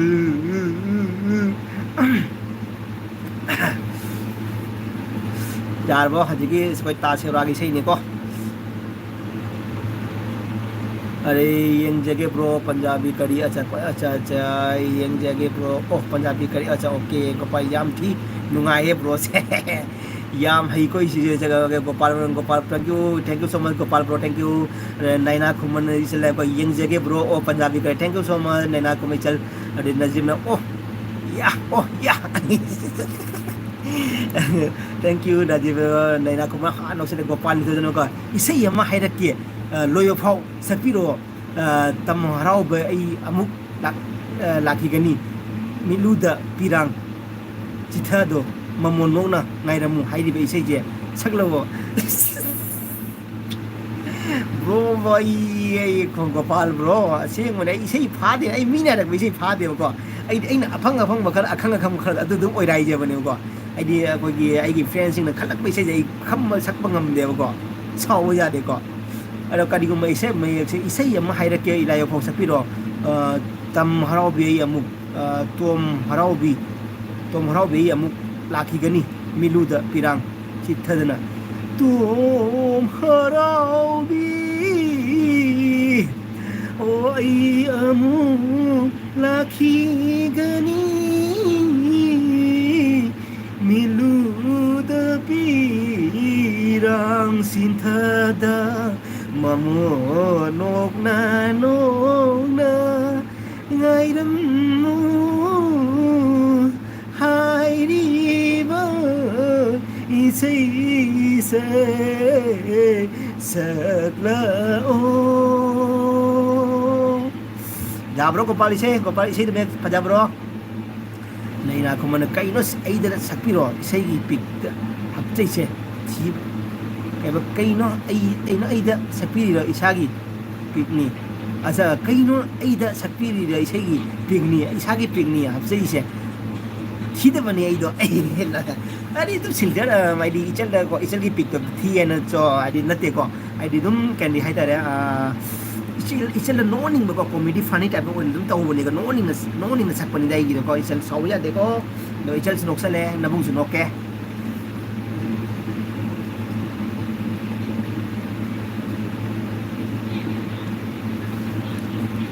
को पर अस अदुदी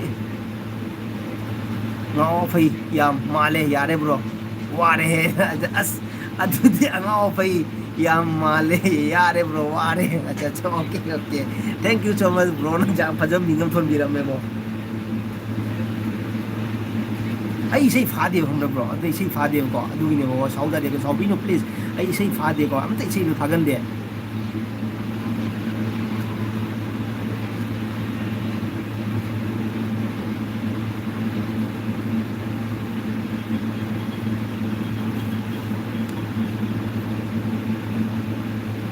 toro takla toe tawse toro takla toe tawse kai no ko ni duri huduna yeng lo sakla huduna yeng lo sakla ro duri bro huduna yeng lo dum ai dum adu do khara khara dum ai na dum saksai ko huduna yeng lo adu saksira ichal huduna yeng lo saksira duri dum mayam dum khara manam dum saksa ge ko dum soi sung makpi ge ni ko atang yara ga di ko pal bro habi ro nei na ichal habi ro sa ko na habi ro ko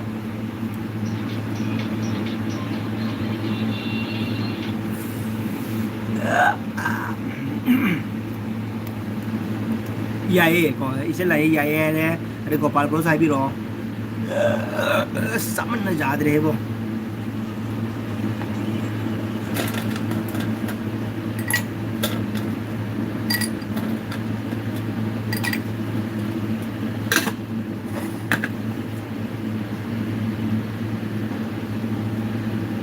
bro gi ming hai ro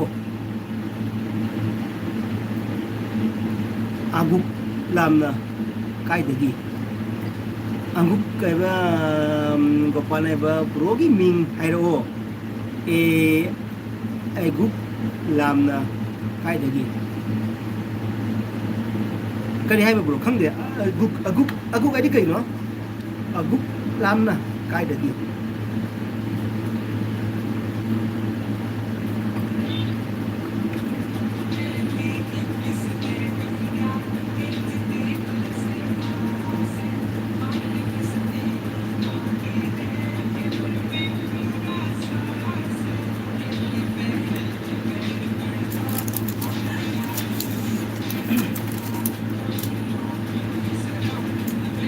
ना पूरी चागी कम था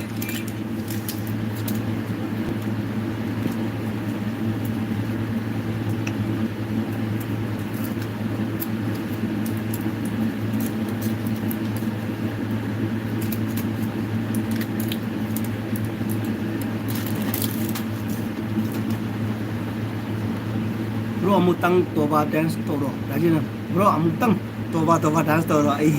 bro nay no kay lamdagi no sini mahai se aja oh aja ai kasade ni ba ai kasade ni bro ai kopal bro ai kasade ni ai Nigel thank you so much ni Nigel na ai di haduna takpi rabai damaka bro ai thol lage mani bro okay bro thol okay to bye bye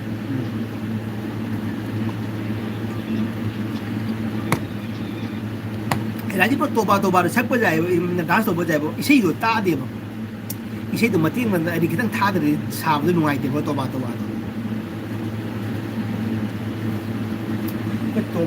साब से अखोगी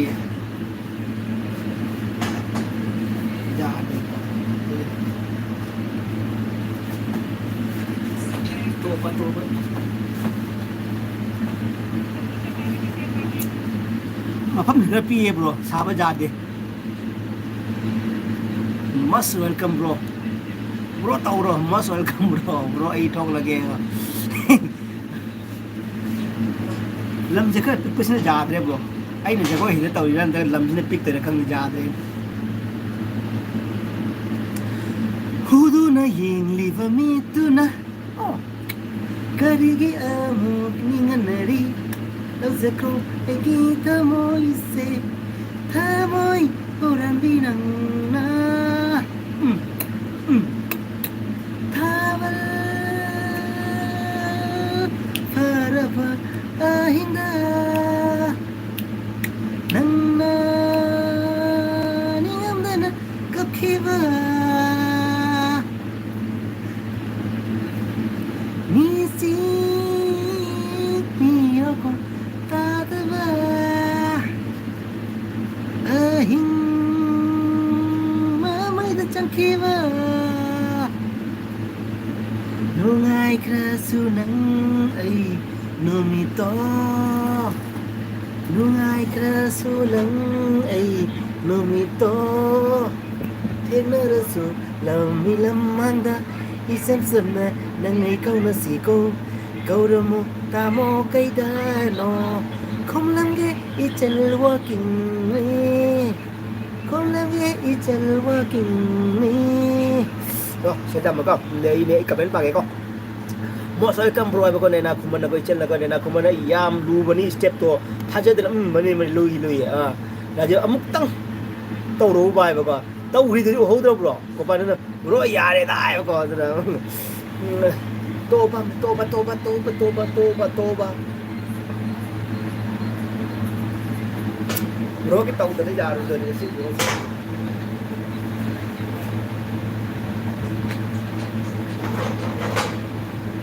Semua itu kan. Toba.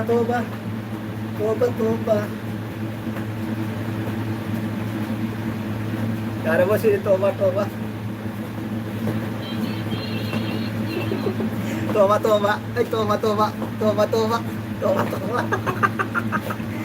Ay toba. Ay toba.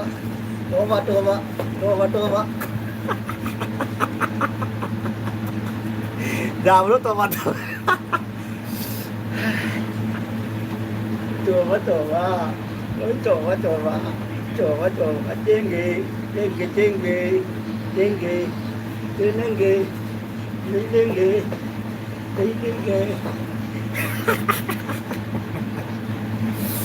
jangan mo tadi bro jangan mo toba này nào không được clip Rajit nục xe lệ này nào nó nục xe lệ có ok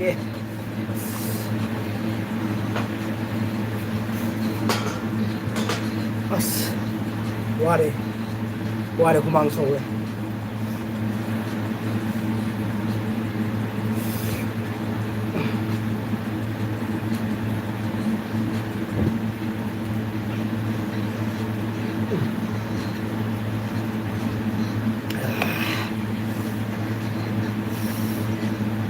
Utama siapa?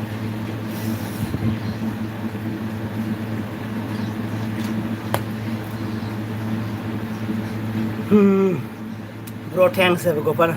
Bro से डिंपल का लेरगा याम fuzzy को आयो गोपाल थमा जो ना नि थौ जम को okay okay thank you so much Gopal thank you so much thank you थागचरी अदो फजबनिना लाइक सु तो बिरो अमता सब्सक्राइब सु तो बिरमो अखोय वीडियो सिम यो वा थैंक यू थॉमस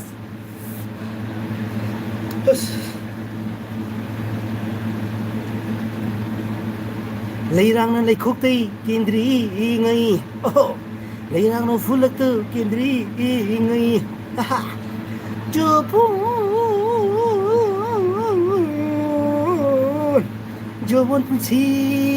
जोबन पुंसी मतमदा ओ नंगना खोइदा जबी जानरी hirang khoisu palaga nungai na santi oh santi family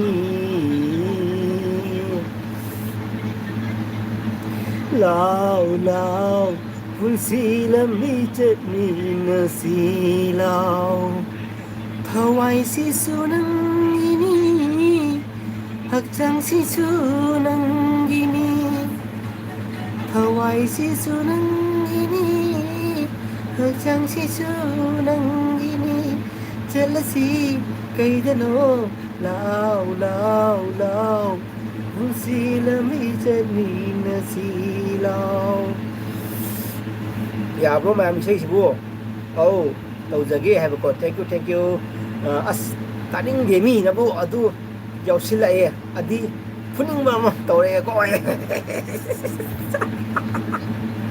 thank you gopal thank you apoi je mayam se koi nusi bai cha ne puning ngai nusi ba ja ni ko ekdam nusi to ko puning bam jaw do adu ne ko koi bro na hai se na to Rajiv bro thanks most welcome Rajiv bro oh gopal ni to jam ni ke do manipur de ro ka sa de ro manipur de ka sa de ro na ko man bro na Punjabi करी थोंगनी दो YouTube तगी येंगलगरो friend ना ताकपिरी रो आई शाम थोंगे ने नैना Koeman चल bro ना पंजाबी करी थोंगनी दो YouTube तगी येंगलगरो ना फ्रेंड ताकपिरी रो आई तुम ईशान हम थोंगनी मिदा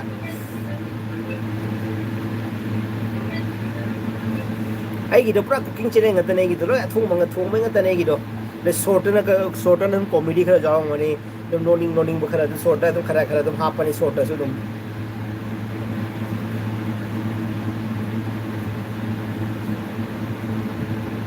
ai se ke no khara pam ko cooking jam fa ame ko is cooking jam pam ba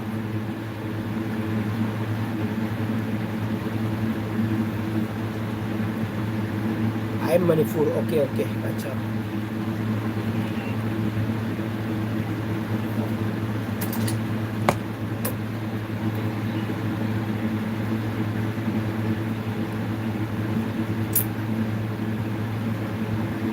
Actually, I am half Punjabi. Miteina kari thongba udriye.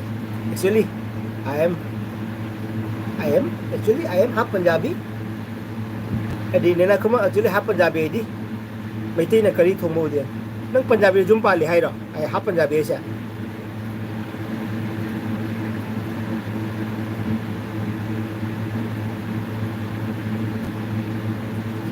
अच्छा okay my mum is Punjabi अच्छा okay अच्छा okay बस हजी काले मणिपुर ले रो पंजाब तो ले रो date में टे अच्छा ओके अरे तेरे मुंडी अरे कुड़ी टी नैनू कैसी की हाल चंगा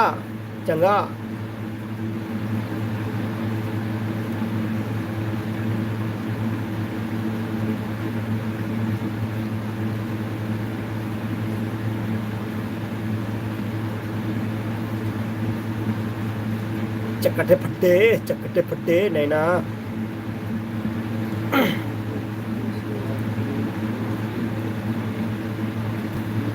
मुझे दिल दे बढ़िया जी तुसी दसो किदा वीरे अरे बाप रे तुझे की सॉरी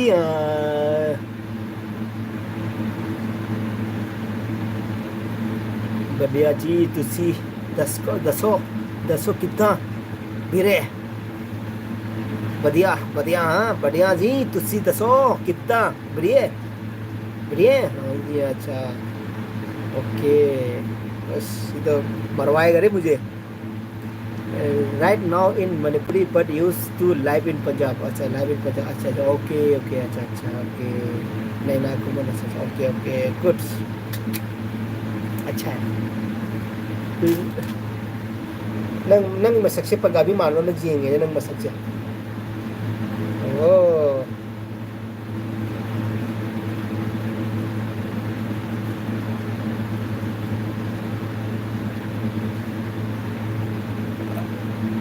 अच्छा ओ I know न्यू गाय हे आप कहाँ से हो न्यू गाय मैं असम से हूँ अस लोंग अमत खंगद्रे अस लोन अमत खंगद्रे माँ पंजाबी गाँगी नहीं मुंदा गोपाल ब्रो नहीं नान से मैं पंजाबी गाँगी नहीं हाँ हाँ बहुत टाइम हो गया बीरा पंजाबी ना बोला मणिपुर ते अके मणिपुर ती आके हाँ हाँ बहुत टाइम हो गया बीरे पंजाबी ना बोला पंजाबी में बोला मणिपुर ते आके असम कौन सा जगह में असम गुवाहाटी से हूँ मैं अच्छा नैना जी आप तो एकदम बढ़िया से हिंदी भी आता होगा ना आप तो पंजाबी है तो पंजाबी में पंजाब में रहते हो तो बाहर रहते हो तो आपको तो अच्छा से हिंदी भी आता होगा थैंक यू सो मच आपने हिंदी पंजाबी सभी लैंग्वेज मालूम होने के लिए आपने एकदम सभी लैंग्वेज को आपने सीखा है तो इसलिए आपको बहुत बहुत धन्यवाद थैंक यू सो मच आप कैसे हो मैं तो एकदम मस्त बढ़िया एकदम देवाश्री देवी हाय देवाश्री देवी thank you so much Debasree देवी मेरे एलवी में आने के लिए थैंक यू सो मच एक एलवी दिला फिर बताऊँ देवाश्री देवी थैंक चली आप कैसे हो मैं ठीक हूँ बढ़िया एकदम मस्त सिस्टर कला शर्मा आप कैसे हो मैं एकदम मस्त Sharma ji thank you so much आप मेरे एलबी में आया आपने मेरे को पूछा आप कैसे हो तो मैं बहुत खुश हूँ और आप भी कैसे हो और मेरे एलबी में आए हो तो मेरे एलबी को लाइक कर दीजिए प्लीज़ एक देवश्री देवी आप भी लाइक कर दीजिए प्लीज़ लाइक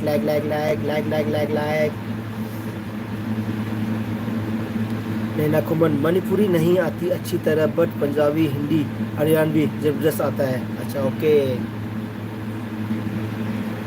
अरे हरियाणवी में कैसे बोलेगा खाना खाया कैसे बोलेगा हाँ खाना खाओ के नैना जी खाना खाओ के खाओ के खाने में के खाओ के मणिपुरी नहीं आती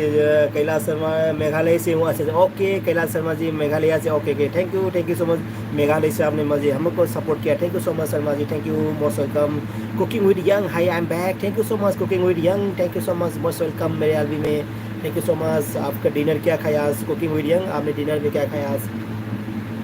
cooking with 2 days what happened my finger is cutting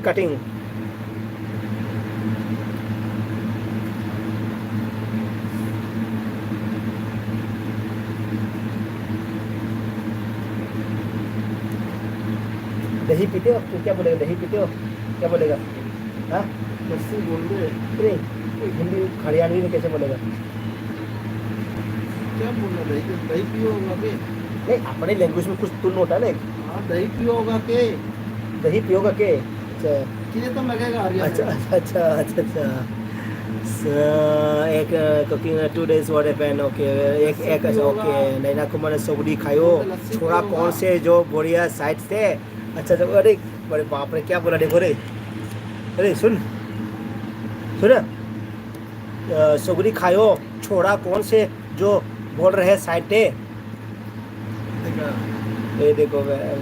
ये एकदम छोगड़ी खायो छोरा कौन से जो बोल रहे हैं साइड से कौन बोल रहे हैं ये हरियाणा से है, हरियाणा से है। मेरा मेरा बगल में हरियाणा का। Cooking with have you dinner dear? Yes bro, my dinner is खत्म हो गया, मेरा डिनर खा के खत्म हो गया ब्रो। कुकिंग विद यंग मैंने खा लिया। My dinner is enough finish. तो पर ताब्रो ब्रो अदुदा मणिपुर दा अमुक हंदोपियो आईडी खंगदी है। अच्छा ताब्रो ब्रो अदुदा मणिपुर दा अमुक हंदोपियो। अच्छा अच्छा ओके। मान हाइसे को सौरी थोंबा चारे दो आई नाकंदे ले कनाना वांगांगी सांगईबको मनाक लेबा कनाना वांगांगी करम नुपा मचानो करम नुपानो वांगांगी दो कनानो ngangi दो ना हाई ने बने ना हाइसे। मणिपुरी नहीं आती अच्छी तरह बट पंजाबी हिंदी हरियाणवी जबरदस्त है। अदो नै ना से मणिपुरी के खंगबा वाइबको अदो खंगबदी ngamde jamna पंजाबी के हिंदी के हरियाणा का दिने अदा फजन ngange bangam खंगनी हाइबको गोपाल ब्रो नै ना से। Cooking on a yak, cooking with I am sister. Yes, oh yes. Sorry sister. Kailash Sharma, job किस में करते हो? जॉब किस में करते हो? मैं टैक्सी ड्राइवर। कैलाश शर्मा, मैं टैक्सी चलाता हूँ और एक ऑटो है मेरे पास, एक और एक टैक्सी है मेरे पास। तो टैक्सी और ऑटो दोनों चलाते हैं। मतलब जैसे कि कोई रिजर्व कोई जाना हो, कोई मतलब कोई दूर जाना हो, कोई मतलब बुकिंग करेगा तो टैक्सी में जाता हूँ। जब टैक्सी का रिजर्व नहीं है तो कोई गाड़ी का कोई काम नहीं है तो फिर ऑटो चलाता हूँ। बीच में टैक्सी ऑटो दोनों चलाता हूँ मैं। कैलाश शर्मा। नैना को मैं भी बहुत टाइम फरीदाबाद में रही हूँ। अच्छा फरीदाबाद में रहा है वो बंदा। ये फरीदाबाद किधर? खासी हिल आती है? खासी हिल्स आती है? नहीं कैलाश शर्मा नहीं आता है। मैं मणिपुरी है ना, मेरा कास्ट मणिपुरी है।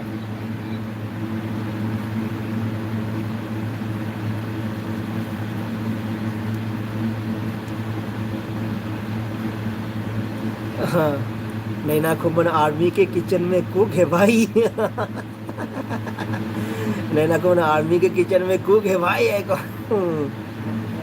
नैना खुमन सेक्टर 9 है देखिए ना दोनों। अच्छा सेक्टर 9 में सेक्टर 9 मालूम है? सेक्टर 16 में गुजर, सेक्टर 16 में कोर्ट है। हाँ सेक्टर 16-15 जानता हूँ वैसे। 9 नहीं जानते हो? अरे है लेकिन नहीं जानता। मेरा काम है कॉलेज था ना उधर, नेहरू कॉलेज। मुझे नेहरू कॉलेज, नेहरू कॉलेज मालूम है? Government Nehru college, government Nehru college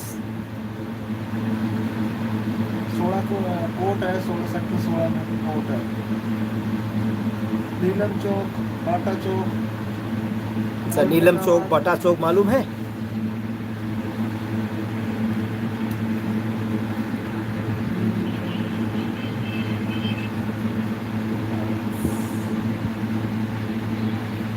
बिल्कुल मालूम है बोल रहे, बिल्कुल मालूम है,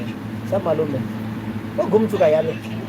अरे मेरे को इधर आइए वो हो जाएगा। सोनू निगम। हाँ पूछो। हाँ अरे हमारे उधर का ही तो है। सोनू निगम का ही तो है। तो सोनू निगम ऑल इंडिया जानता है, वो तो फॉरेनर को भी जानता है। कुछ नहीं सर, ये भी तो सोनू निगम फरीदाबाद का है, हरियाणा का। गोपाल ब्रो आई नंगी लाइफ तगी थो सर थो को आई नोगी लोन तो खंग दे। Bye bye good night sweet dream bro. अरे गोपाल ब्रो आई मैत्रो ngangi si dina बोला कृष्ण पाल गुजर। बिल्कुल आई मैत्रो ngangi si ai मानो Hindi ngange do nang su मैत्रो ngango ai dung मैत्रो को मकनी ने ब्रो। अरे सर ब्रो आई नंगी लाइफ तगी थो थो एको आई नंगी लोन तो खंग दे। Bye good night sweet dream bro. साउनो ब्रो कई साउनो आई हिंदी ngango मिना अदु मागी हिंदी दे रिप्लाई पीबने को अदु गिनिदा अदु नंग मैत्रो ngango ai du मैत्रो को मकने गोपाल थो किनु है नैना को मन थो किनु है रे दो गोपाल। तू इजाजत में अगर ब्रो की मैत्रो सेम सके को दुरे थाप लगा नुंसी बहेली तालाब न तामरग नहीं नुंसी बहेली। कृष्ण पाल गुजर को जानते हैं क्या? कृष्ण पाल गुजर वो क्या होता है? वो क्या है? भाई हमारा एमपी संसद है ना। अच्छा क्या गुजर? कृष्ण पाल गुजर। कृष्ण पाल गुजर खंग ब्रो ना नहीं ना कृष्ण पाल गुजर खंग ब्रो। अरे वो कहाँ से जो आप बोल रहे हो, आसाम में बोल रहे हो? मेरे लैंग्वेज है ना वो मेरा गांव का, मेरा मतलब मेरा मणिपुरी है वो। फिर ये फरीदाबाद में क्या कर रही है? पढ़ाई कर रहा है ना। फरीदाबाद में कर रही है? सेक्टर 9 में? हाँ कौन सा कॉलेज में? ये तो पता नहीं। कौन सा कॉलेज में करती है भाई? nên là ấy Manipuri ngang kia rồi kìa ấy Manipuri ngang kia rồi kìa này là khang địa tu địa sẽ khang địa tu địa chứ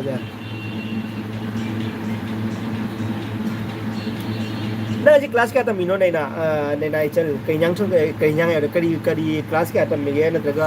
like तंबल हुए रे बो बस पंजाब से नुंगाए हम नहीं रहा पंजाब से नुंगाए सारी साइको आदुगा पंजाब से नुंगी नुंगाए हम नहीं वो पंजाब से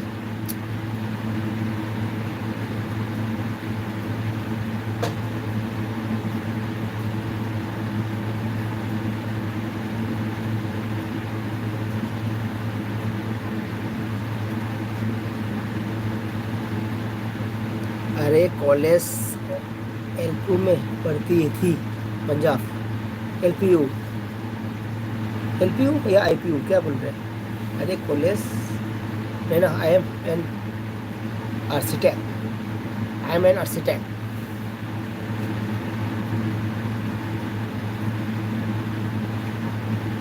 अखोई दम लाइक तमक तो मिन खंग ने कदी कदी नो हाय से अखोई दी दुम 10 पास तौलो दम थोरक पनी न ज्ञान में ता दिने करम करम करम करम अतै लाइक क्याम तम जारी के दु खंग नि ने करम सब्जेक्ट ने क्याम लोग जाबा दु मके खंग रमी कोई दी अखोई दी दुम 10 पास तौलो गम थोरो बनी ना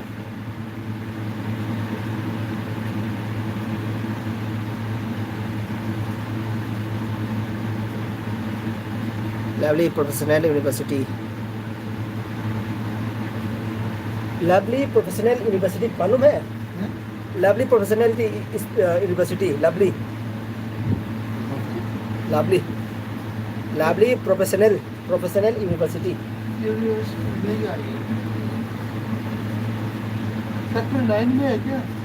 हाँ युम साबदो हाय ता अच्छा अच्छा आर्किटेक्ट आई डी जुम साबदो हाय ता रे अच्छा जो अच्छा का डिजाइन तो वर्क कर अच्छा अच्छा ओके असदरी सिस्टर आई जुम सादरी दरी नंग आई डिजाइन तो बिगदरा पैसा क्या लो नहीं है रो आई कोई जुम सानी को दो नंग के हाय नंग कमाई तो नहीं नंग अब तक हाई भी रोते दे नंग कांटेक्ट करो कनी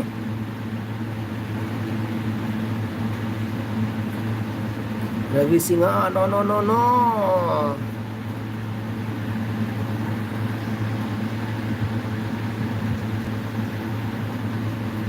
no no no no no no no Ravi Singh चाचा आरबो ओ तुसी ग्रेट तो हो तुसी ग्रेट हो रवि सिंह से कुछ उड़बो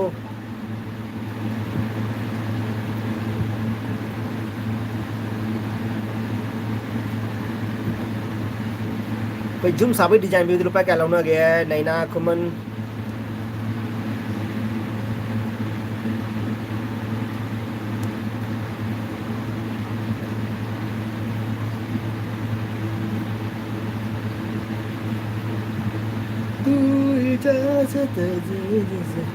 यस चक्कर नैना चक्कर बो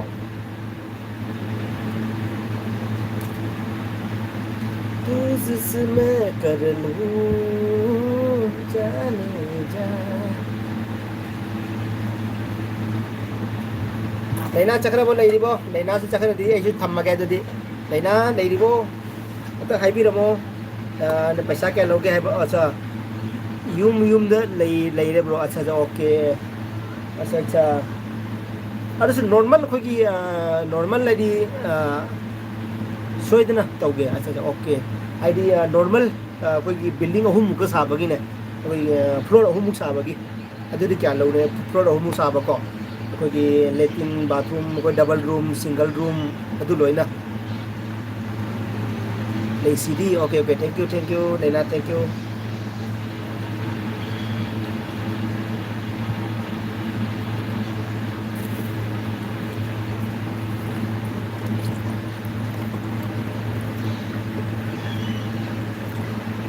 तुम नॉर्मल कोई 3 बिल्डिंग की और स्क्वायर फीट की आओगे तो दूरी खंग बंगम जे हाई बंगम जे अदो अदु माय अदु बदल पा क्या लौना के तुम चौड़ा में तुम राउंड फिगर हाई लौना तुम पा क्या लौना के दीदी आईडी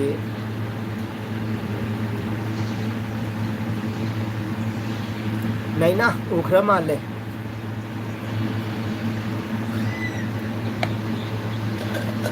इलाज उखरा मान लेगा अच्छा ब्रो ना उखड़ा है लेना से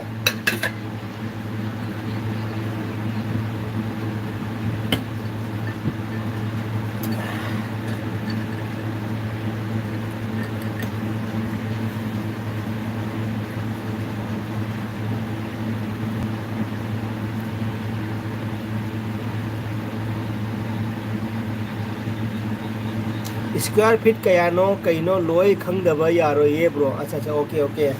अच्छा अच्छा अदुदि आई हेंग फजन खंगा हाइरके को दुदि स्क्वायर फीट कयानो जुमदो दु आई दु हाइरा जादनो दगा नोइन ओन में थौ ताब्रो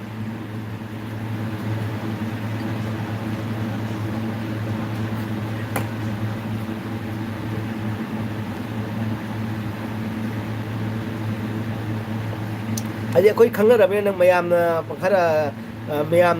मंगा लो फम न यंग लुपा म लो जारे अमा लो जारे को मयाम मंगा लो से मुदा अमा खलो जारे नत्रने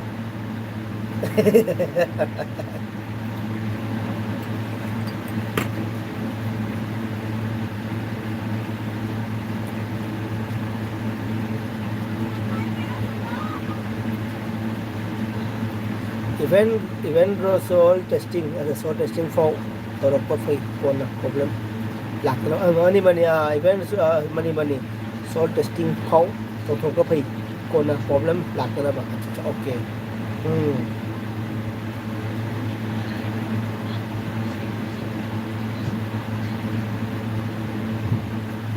soul testing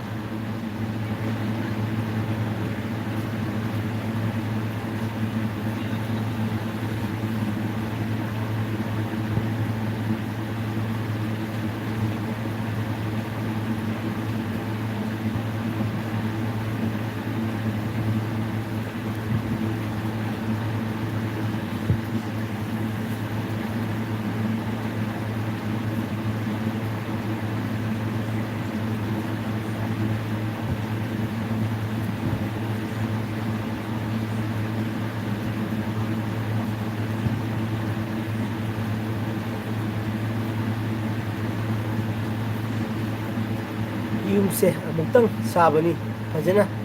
ꯀꯟꯅ ꯑꯗꯣ ꯀꯟꯅ ꯁꯥꯗꯣꯏꯅꯤ ꯑꯗꯣ ꯀꯟꯅ ꯁꯥꯗꯣꯏꯅꯦꯕꯀꯣ ꯑꯗꯨꯅ ꯆꯦꯠꯅ ꯁꯥꯗꯣꯏꯅꯦꯕꯀꯣ ꯑꯗꯨꯒꯤꯅꯤ ꯍꯥꯏꯗꯣ ꯑꯗꯣ ꯐꯖꯅ ꯁꯤꯁꯇꯔꯅ ꯐꯖꯅ ꯈꯟꯕꯤꯔꯒ ꯑꯝꯇꯪ ꯐꯖꯅ ꯑꯩꯉꯣꯟꯗꯁꯨ ꯍꯥꯏꯕꯤꯔꯣꯕꯀꯣ ꯑꯩꯈꯣꯏꯒꯤ ꯍꯌꯦꯡ ꯑꯩꯈꯣꯏꯒꯤ ꯑꯩ ꯑꯗꯨꯝ ꯁꯤꯁꯇꯔꯗ ꯀꯣꯟꯇꯦꯛ ꯇꯧꯖꯒꯦ ꯑꯗꯣ ꯃꯃꯜꯁꯨ ꯇꯥꯊꯣꯛ ꯇꯥꯁꯤꯟ ꯃꯃꯜꯁꯨ ꯍꯧꯖꯤꯛꯇꯒꯤ ꯑꯗꯨꯝ ꯉꯥꯡꯅꯖꯦ ꯇꯥꯊꯣꯛ ꯇꯥꯁꯤꯟ ꯇꯧꯅꯔꯁꯦꯕꯀꯣ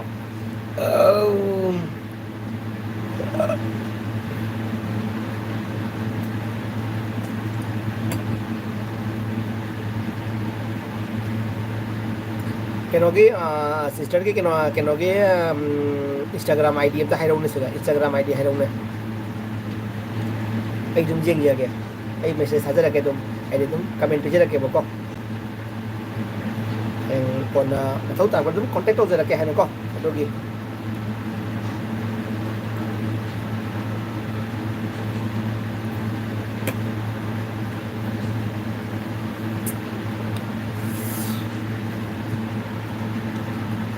ꯑꯗꯣ ꯁꯤꯁꯇꯔꯗꯤ ꯍꯧꯖꯤꯛ ꯀꯩꯅꯣ ꯍꯥꯏꯗꯤ ꯄꯨꯔꯥ ꯖꯣꯕ ꯑꯣꯏ ꯇꯧꯔꯕꯣ ꯍꯧꯖꯤꯛꯇꯤ ꯍꯥꯏꯗꯤ ꯀꯩꯅꯣ ꯄꯨꯔꯥ ꯍꯥꯏꯗꯤ ꯑꯥꯔꯇꯤꯐꯤꯁꯦꯜ ꯑꯣꯏꯔꯕꯣ ꯍꯧꯖꯤꯛꯇꯤ ꯄꯨꯔꯥ ꯅꯠꯇ꯭ꯔꯒ ꯇꯝꯕ ꯂꯣꯏꯅ ꯇꯧꯔꯕꯣ ꯅꯠꯇ꯭ꯔꯒ ꯑꯗꯨꯝ ꯊꯕꯛ ꯑꯣꯏꯅ ꯄꯨꯔꯥ ꯖꯣꯕ ꯑꯣꯏ ꯇꯧꯔꯕꯣ ꯍꯧꯖꯤꯛꯇꯤ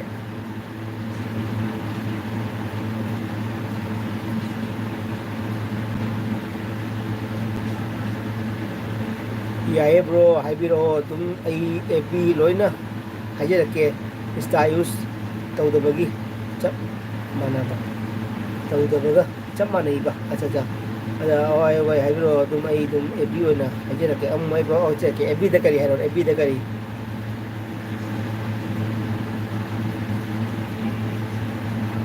ꯂꯨꯙꯤꯌꯥꯅꯥꯗ 10 years ꯇꯧꯔꯝꯃꯦ ꯑꯠꯆꯥ ꯑꯠꯆꯥ ꯂꯨꯙꯤꯌꯥꯅꯥꯗ 10 years ꯇꯧꯔꯝꯃꯦ ꯑꯠꯆꯥ ꯑꯠꯆꯥ ꯑꯣꯀꯦ ꯑꯠꯆꯥ ꯑꯠꯆꯥ ꯑꯩ ꯄꯟꯖꯥꯕꯀꯤ ꯖꯨꯝ ꯈꯨꯁꯥꯁꯨ ꯐꯖꯩ ꯐꯖꯩ ꯑꯩꯁꯨ ꯄꯟꯖꯥꯕ ꯖꯨꯝ ꯈꯨꯁꯥꯁꯦ ꯄꯥꯝꯗꯤ ꯄꯥꯝꯃꯤꯀꯣ ꯃꯣꯏꯗꯤ ꯄꯤꯂꯔ ꯌꯥꯎꯗꯕ꯭ꯔꯥ ꯀꯩꯅꯣꯝ ꯇꯧꯋꯤ ꯃꯣꯏꯗꯤ ꯄꯤꯂꯔ ꯌꯥꯎꯗꯕ ꯃꯥꯜꯂꯦꯗ ꯄꯟꯖꯥꯕꯀꯤ ꯖꯨꯝ ꯈꯨꯁꯥꯁꯦ ꯃꯣꯏꯗꯤ ꯑꯗꯨꯝ ꯗꯥꯏꯔꯦꯛ ꯋꯥꯜ ꯈꯥꯜꯂ ꯁꯥꯕꯤꯗꯣ ꯑꯗꯨꯃꯥꯏꯅ ꯇꯧꯋꯤ ꯃꯣꯏꯗꯤ ꯀꯩꯅꯣ ꯍꯥꯏꯗꯤ ꯀꯩꯅꯣ ꯇꯧꯗꯕ ꯃꯥꯜꯂꯦ ꯄꯤꯂꯔꯒ ꯌꯥꯎꯗ꯭ꯔꯪꯗꯦ ꯃꯣꯏ ꯁꯥꯏꯁꯦ ꯃꯅꯤꯋꯥꯡ ꯂꯣꯏꯗ꯭ꯔꯤ ꯕ꯭ꯔꯣ ꯂꯣꯏꯗ꯭ꯔꯤ ꯃꯅꯤ ꯕ꯭ꯔꯣ ꯂꯣꯏꯔꯝꯗ꯭ꯔꯤ ꯀꯩꯅꯣꯁꯦ ꯅꯩꯅꯥ ꯈꯨꯃꯟꯁꯦ ꯀꯩꯅꯣꯁꯦ ꯃꯥꯁꯦ ꯑꯩꯈꯣꯏꯒꯤ ꯖꯨꯝ ꯁꯥꯕꯗ ꯑꯩꯈꯣꯏ ꯗꯤꯖꯥꯏꯟ ꯄꯤꯕꯗꯣ ꯑꯗꯨꯒꯤ ꯊꯕꯛꯅꯦꯀꯣ ꯃꯥ ꯇꯧꯔꯤꯁꯦ ꯍꯥꯏꯗꯤ ꯑꯐꯥꯎꯕ ꯑꯥꯔꯇꯤꯐꯤꯁꯦꯜ ꯍꯥꯏꯕ ꯀꯩꯅꯣ ꯑꯥꯔꯇꯤꯐꯤꯁꯦꯜ ꯍꯥꯏꯕ ꯀꯩꯅꯣꯝ ꯍꯥꯏꯕꯅꯤ ꯑꯗꯨꯗꯣ ꯀꯣ architect ko adu dunia ma se koi jum saba dum design pi bo to adu dunia ma se naina kuman se adu gi wari sana rami ba kuman them naina acha acha okay kuman them naina okay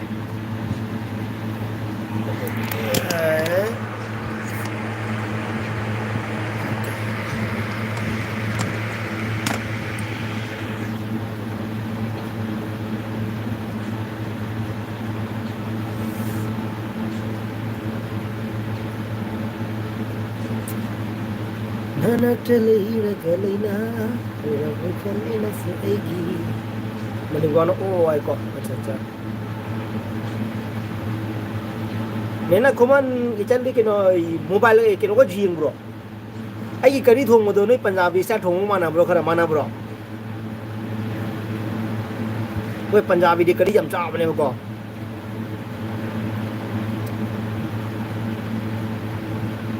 अदुग Punjabi दी मुझे कड़ी दे टमाटर सो हापने मुझे टमाटर सो हापने पंजाबी टमाटर हापने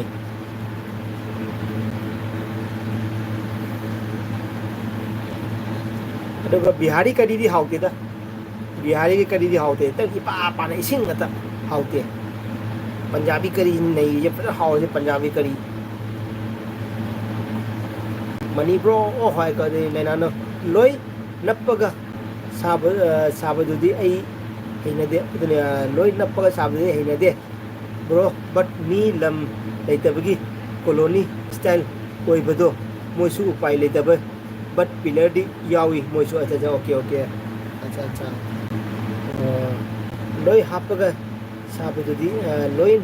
नपगा साबदुदी आई हैनदे मने मने bro but मी लम लेतबगी कॉलोनी स्टाइल ओइबदो मोइसु उपाय लेतब बट पिलर दी यावी मोइसु अच्छा ओके ओके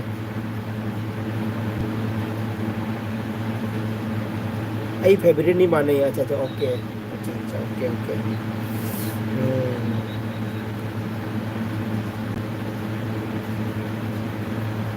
बस पराठा का से कोई आलू पराठा का से पंजाबी की डाई नहीं है पंजाबी खाना नहीं है आलू पराठा का से आलू पराठा पराठा पराठा का से पंजाबी की नहीं पंजाबी डाई नहीं पराठा से फिश अमृतसरी का है एगी फेवरेट नहीं मटेरियल ओके ओके एगी फेवरेट नहीं माने ये बस ओके थैंक यू नैना को मना अदुना दही सिंद्र कांदा हब नहीं बट टेस्ट वाले अदुने अदुन दही सिंद्र कांदा हब नहीं बट टेस्ट वाले अदुने ना अकोइना पंजाबी की कोई थोंग तागना कोई करी थोंग तागना कोई नुंथांग से दही जमाय लगा नुंगा लगा थोंगे बको इंथम दादो एदगना दही से तुम कितंग दही खर जान हाप फमन ताबक सिन्नबगी नैना आई तुम में को ब्रो आई तुम में को bye good night sweet dream Naina and bro okay Gopal Ningthoujam thank you so much Gopal thank you so much again with याम क्वीन ब्रो आई सपोर्ट ओबिर में तो थांगे सर हालाव जे thank you so much rajma chawal and करी चावल लोयरे सिरी फंगदी ओके ओके अच्छा अच्छा ओके अरे राजमा चावल लेना आई किनो दे लो जॉब नहीं पंजाबी खाना लो जॉब नहीं राजमा चावल को लो जॉब नहीं आई वीडियो दा लेना को भाई याम ngन तुम ना को पा लाई को अच्छा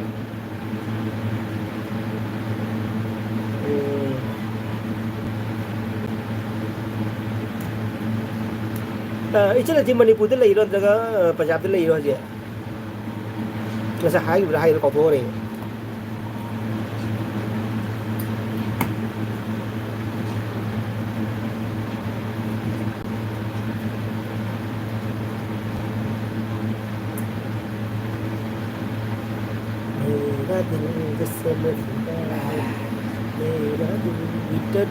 सीजन द सागना मक्की की रोटी मूली की पराठा अदोने इंथमथा सीजन द मूली के पराठा मेथी का पराठा गोभी पराठा साग की मक्की की सब्जी साग की मक्की की रोटी की सब्जी साग सब्जी है और ओके मणिपुर अच्छा ओके ब्रो फुयाई नब मार फरबो नारी तो नाई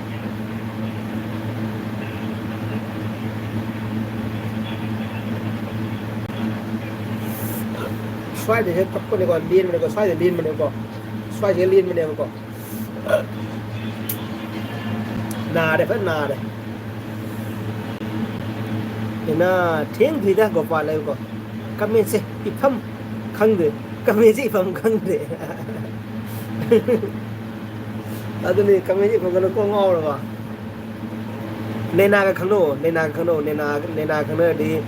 브로이 좀 사면 담다 좀기 cái पैसा का होम दबा के खनो बस करो रुलाओगे क्या अरे नैना कुमन बस करो रुलाओगे क्या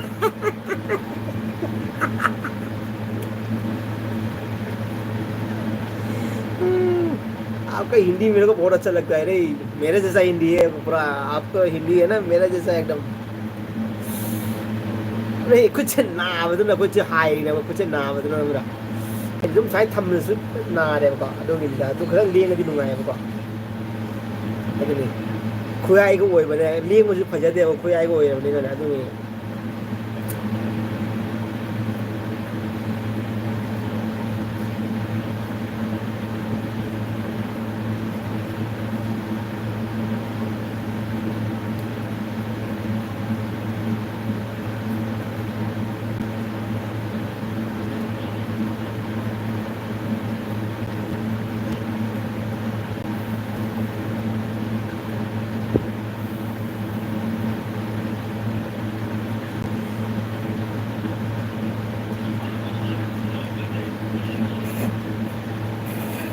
रोते रोते हंसना भी सीखो नैना जी अच्छा रोते रोते हंसना भी सीखो नैना जी देखो मनी ब्रो ने नैना जी आपको कमेंट लिया है रोते रोते हंसना भी सीखो नैना जी हाँ अभी भूख लगी तो पानी से काम चलाना पड़ेगा अरे बाप रे अभी भूख लगी तो पानी से काम चलाना पड़ेगा वाह वाह वाह क्या डायलॉग मारा रे क्या डायलॉग मारा क्या डायलॉग मारा रे शाबाश शाबाश बेटा शाबाश एकदम मने नैना जी खुरम जरी नैना जी खुरम जरी मने मांगना क्या करे यार भूख लगी अभी भूख लगी तो पानी से काम चलाना पड़ेगा अभी क्या करे बड़ी मुश्किल है बाबा बड़ी मुश्किल है बाबा बड़ी मुश्किल बड़ी मुश्किल है बाबा बड़ी मुश्किल है बाबा बड़ी मुश्किल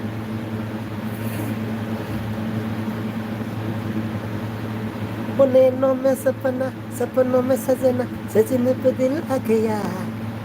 ये लो अब पागल बना के छोड़ोगे मनी ब्रो ये लो अब पागल बना के छोड़ोगे मनी ब्रो ये लो आप पागल बना के छोड़ोगे मनी ब्रो रिप्लाई दो नैनों में सपना सपनों में सजना सजने पे दिल आ गया वो सजना तेरे बिना वो सजना तेरे बिना ओ नैनों में सपना इस सपनों में सजना सजने पे दिल आ गया अखोई नुम तो ngay mai tàu इसे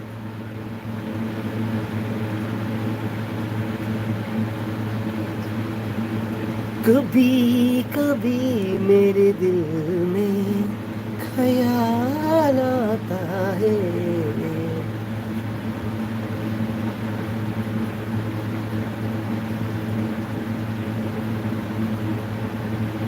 नैनों में सपना सपनों में सजना सजने पे दिल आ गया सजना तेरे बिना भूले न जाना भूले न जाना खुरमजरी ब्रो मनी ब्रो का फिश मुकबांग पता नहीं कब खत्म होगा इतना फिश कौन खाता है नैना खुमनजरी ब्रो मनी ब्रो का फिश मुकबांग पता नहीं कब खत्म होगा इतना फिश कौन खाता है नौसे ले तो ꯑꯩ ꯇꯞꯅ ꯏꯔꯛꯀꯦ ꯍꯤꯟꯗꯤ ꯈꯔ ꯁꯣꯜꯂꯤ ꯏꯕꯗ ꯍꯥꯏꯅ ꯂꯧꯁꯜꯂꯦ ꯑꯩ ꯇꯞꯅ ꯏꯔꯛꯀꯦ ꯍꯤꯟदी ꯈꯔ ꯁꯣꯜꯂꯤ ꯏꯕꯗ ꯍꯥꯏꯅ ꯂꯧꯁꯜꯂꯦꯗꯣ ꯅꯩꯅꯥꯅ ꯃꯅꯤꯄꯨꯔꯤ ꯍꯩꯌꯦ ꯑꯩꯌꯦꯀꯣ ꯃꯩꯇꯩꯂꯣꯟꯗ ꯏꯔꯛꯑꯣ ꯃꯅꯤꯄꯨꯔ ꯃꯥ ꯃꯅꯤꯄꯨꯔꯤ ꯍꯩꯌꯦ ꯅꯩꯅꯥꯁꯦ ꯃꯥ ꯃꯩꯇꯩꯂꯣꯟ ꯍꯩꯌꯦ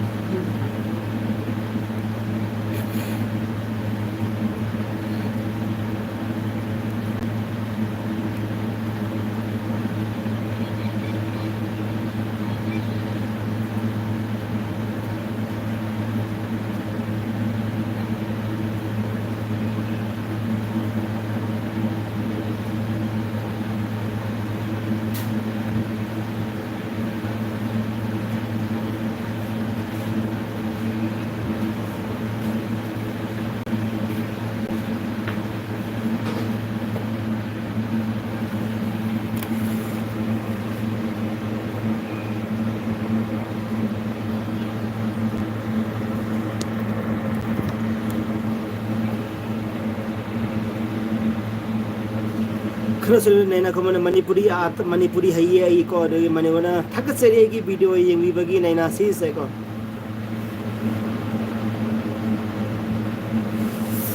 नैना जी मणिमुगांग बोले आपको बहुत धन्यवाद बहुत धन्यवाद बोल रहा है नैना मस्ट वेलकम ब्रो अदो ब्रो फिश नतब याम चटना हवाई अमा कंगमेट अमा कंगो अमा तोबिरो भाभीगा ओके या इसका मतलब मणिमुबा का फ्रेंड है रे ये तो ओहो इसका मतलब मेरे से पहले मणिमुबा का फ्रेंड है तो नैना जी ओहो चमना होय नैना जी मणिपुर नैना की दमकता अचंबा मचा बिरो को मागी कंगना हयेंगे तौरो मिनिट अनी तंगी वीडियो से तौबिरो नैना की ओइना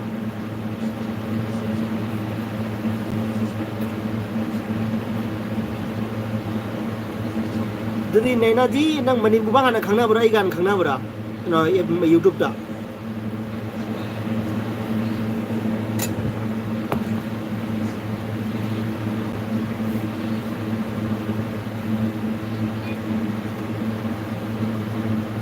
hey ngam lu tau lagi oke haha I follow them also okay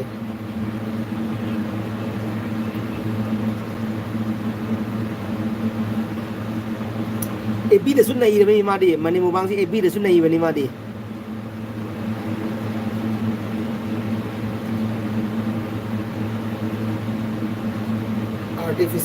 artificial naina kuman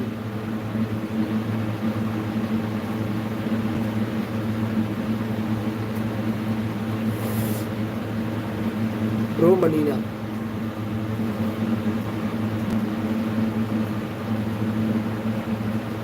okay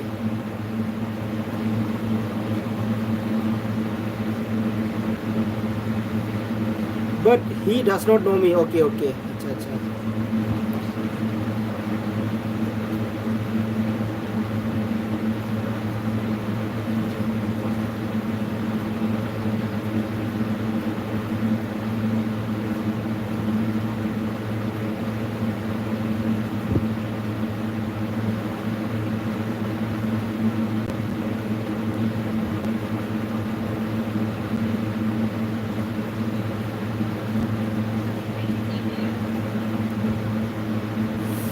actually ebi dagi khangmani aina mina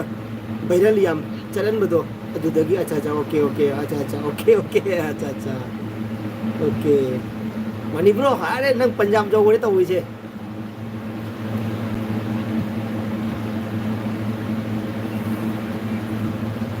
mani bro to khang ni alu ka phut pa chang ra mani chamna met pa cha bagi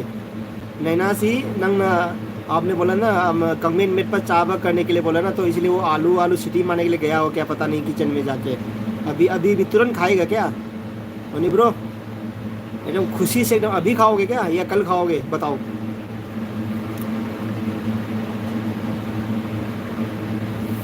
लइए हुई भी है। अच्छा okay. कोना YouTube तक थेंगनबा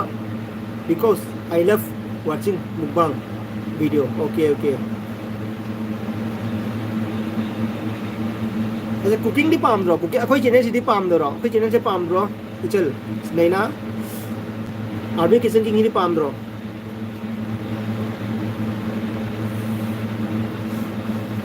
आई दी ngasi tamo uri ro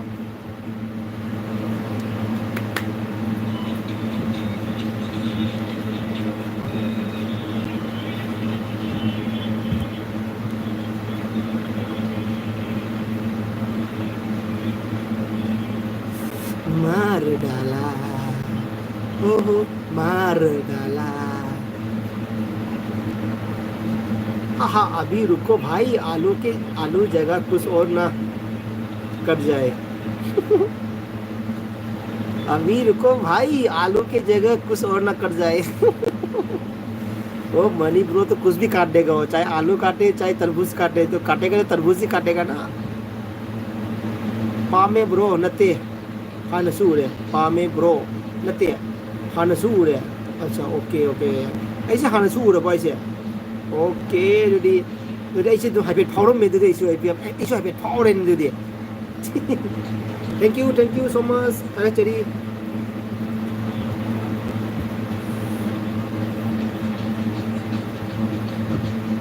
ऐगी करी video दा उरी ना हाइरो ना ऐगी करम वीडियो दा उरी बा अहमदा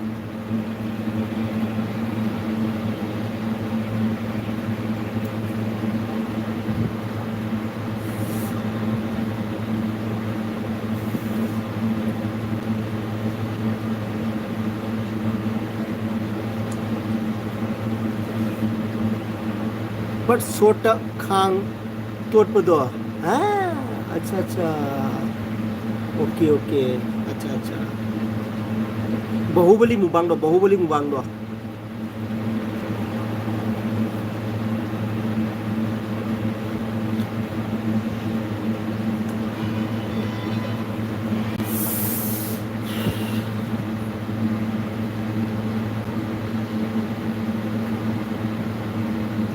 थैंक यू आई की सोटो जंबीरम भाई दमकता को थैंक यू।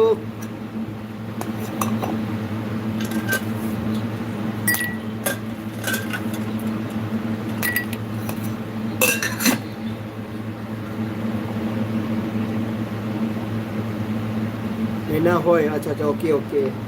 मरिमा ऐसु मुबांग वीडियो याम पामे मुबांग दी याम येंगी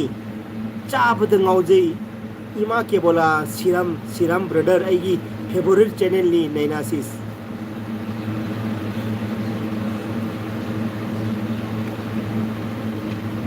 याम नुंगाइजरे ऐगी वीडियो येंबीबा सब्सक्राइबर ऐगी चैनल लाक्वेर ngasi एलपी दा यावबी बसे जाम नुंगाइजरे थैंक यू सो मच।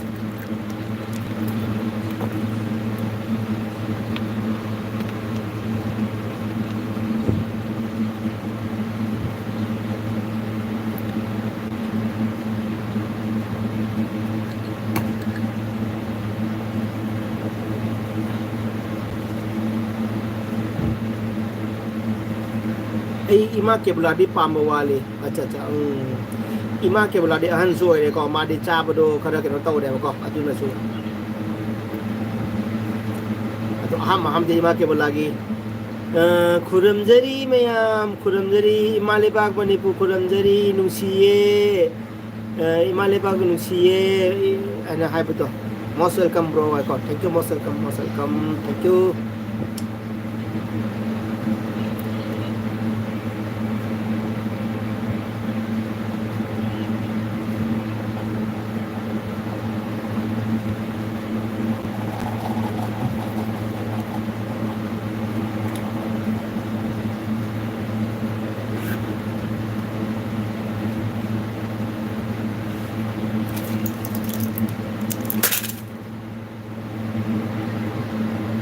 खुरमजरी कंगलैपाग याम नुंसिये बदम मा हाइबदो खुरमजरी कंगलैपाग याम नुंसिये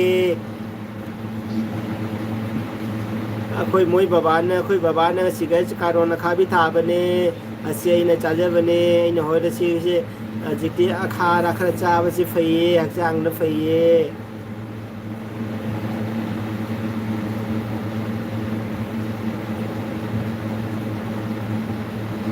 Naina ji and Naina sister and Mani bro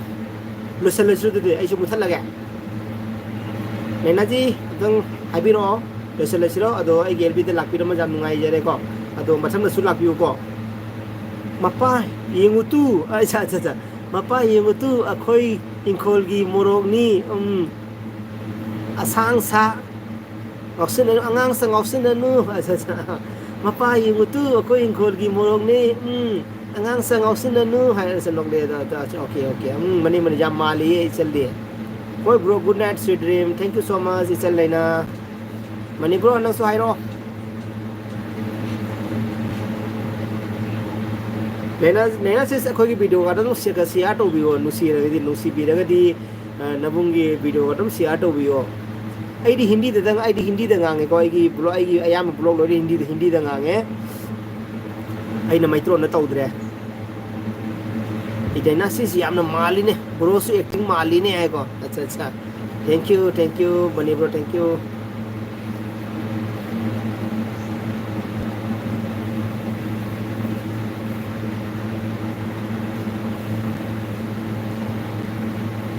Surya bro tawi hai Surya bro acha siar bro tawe acha okay thank you tawi siar to wait amount thagachari acha sure bro tawgi hai ro acha tawgi hai ko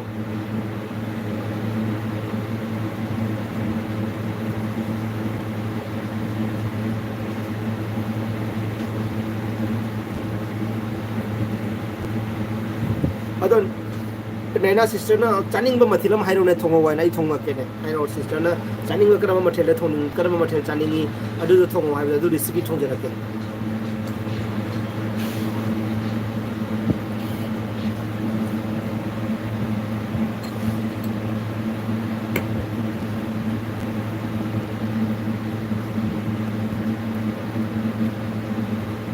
tawge haiba hoi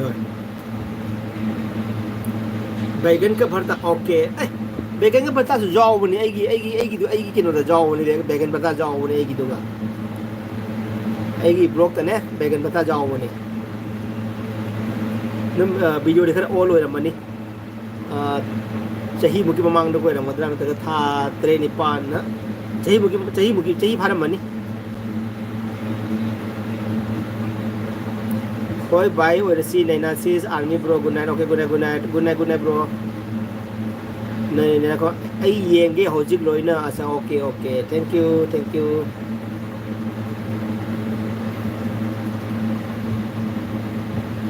ai yenge hojik loina okay thank you Naina je kuman good night okay sisters Naina kuman je dahang koi ku support asum to biram se jamu ngai jare jamu sire mani bodu support to biram me jamu ngai de thank you so much ko aga chari ko okay jadi bye bye ko bye bye we si jadi ai kakta chara ke ko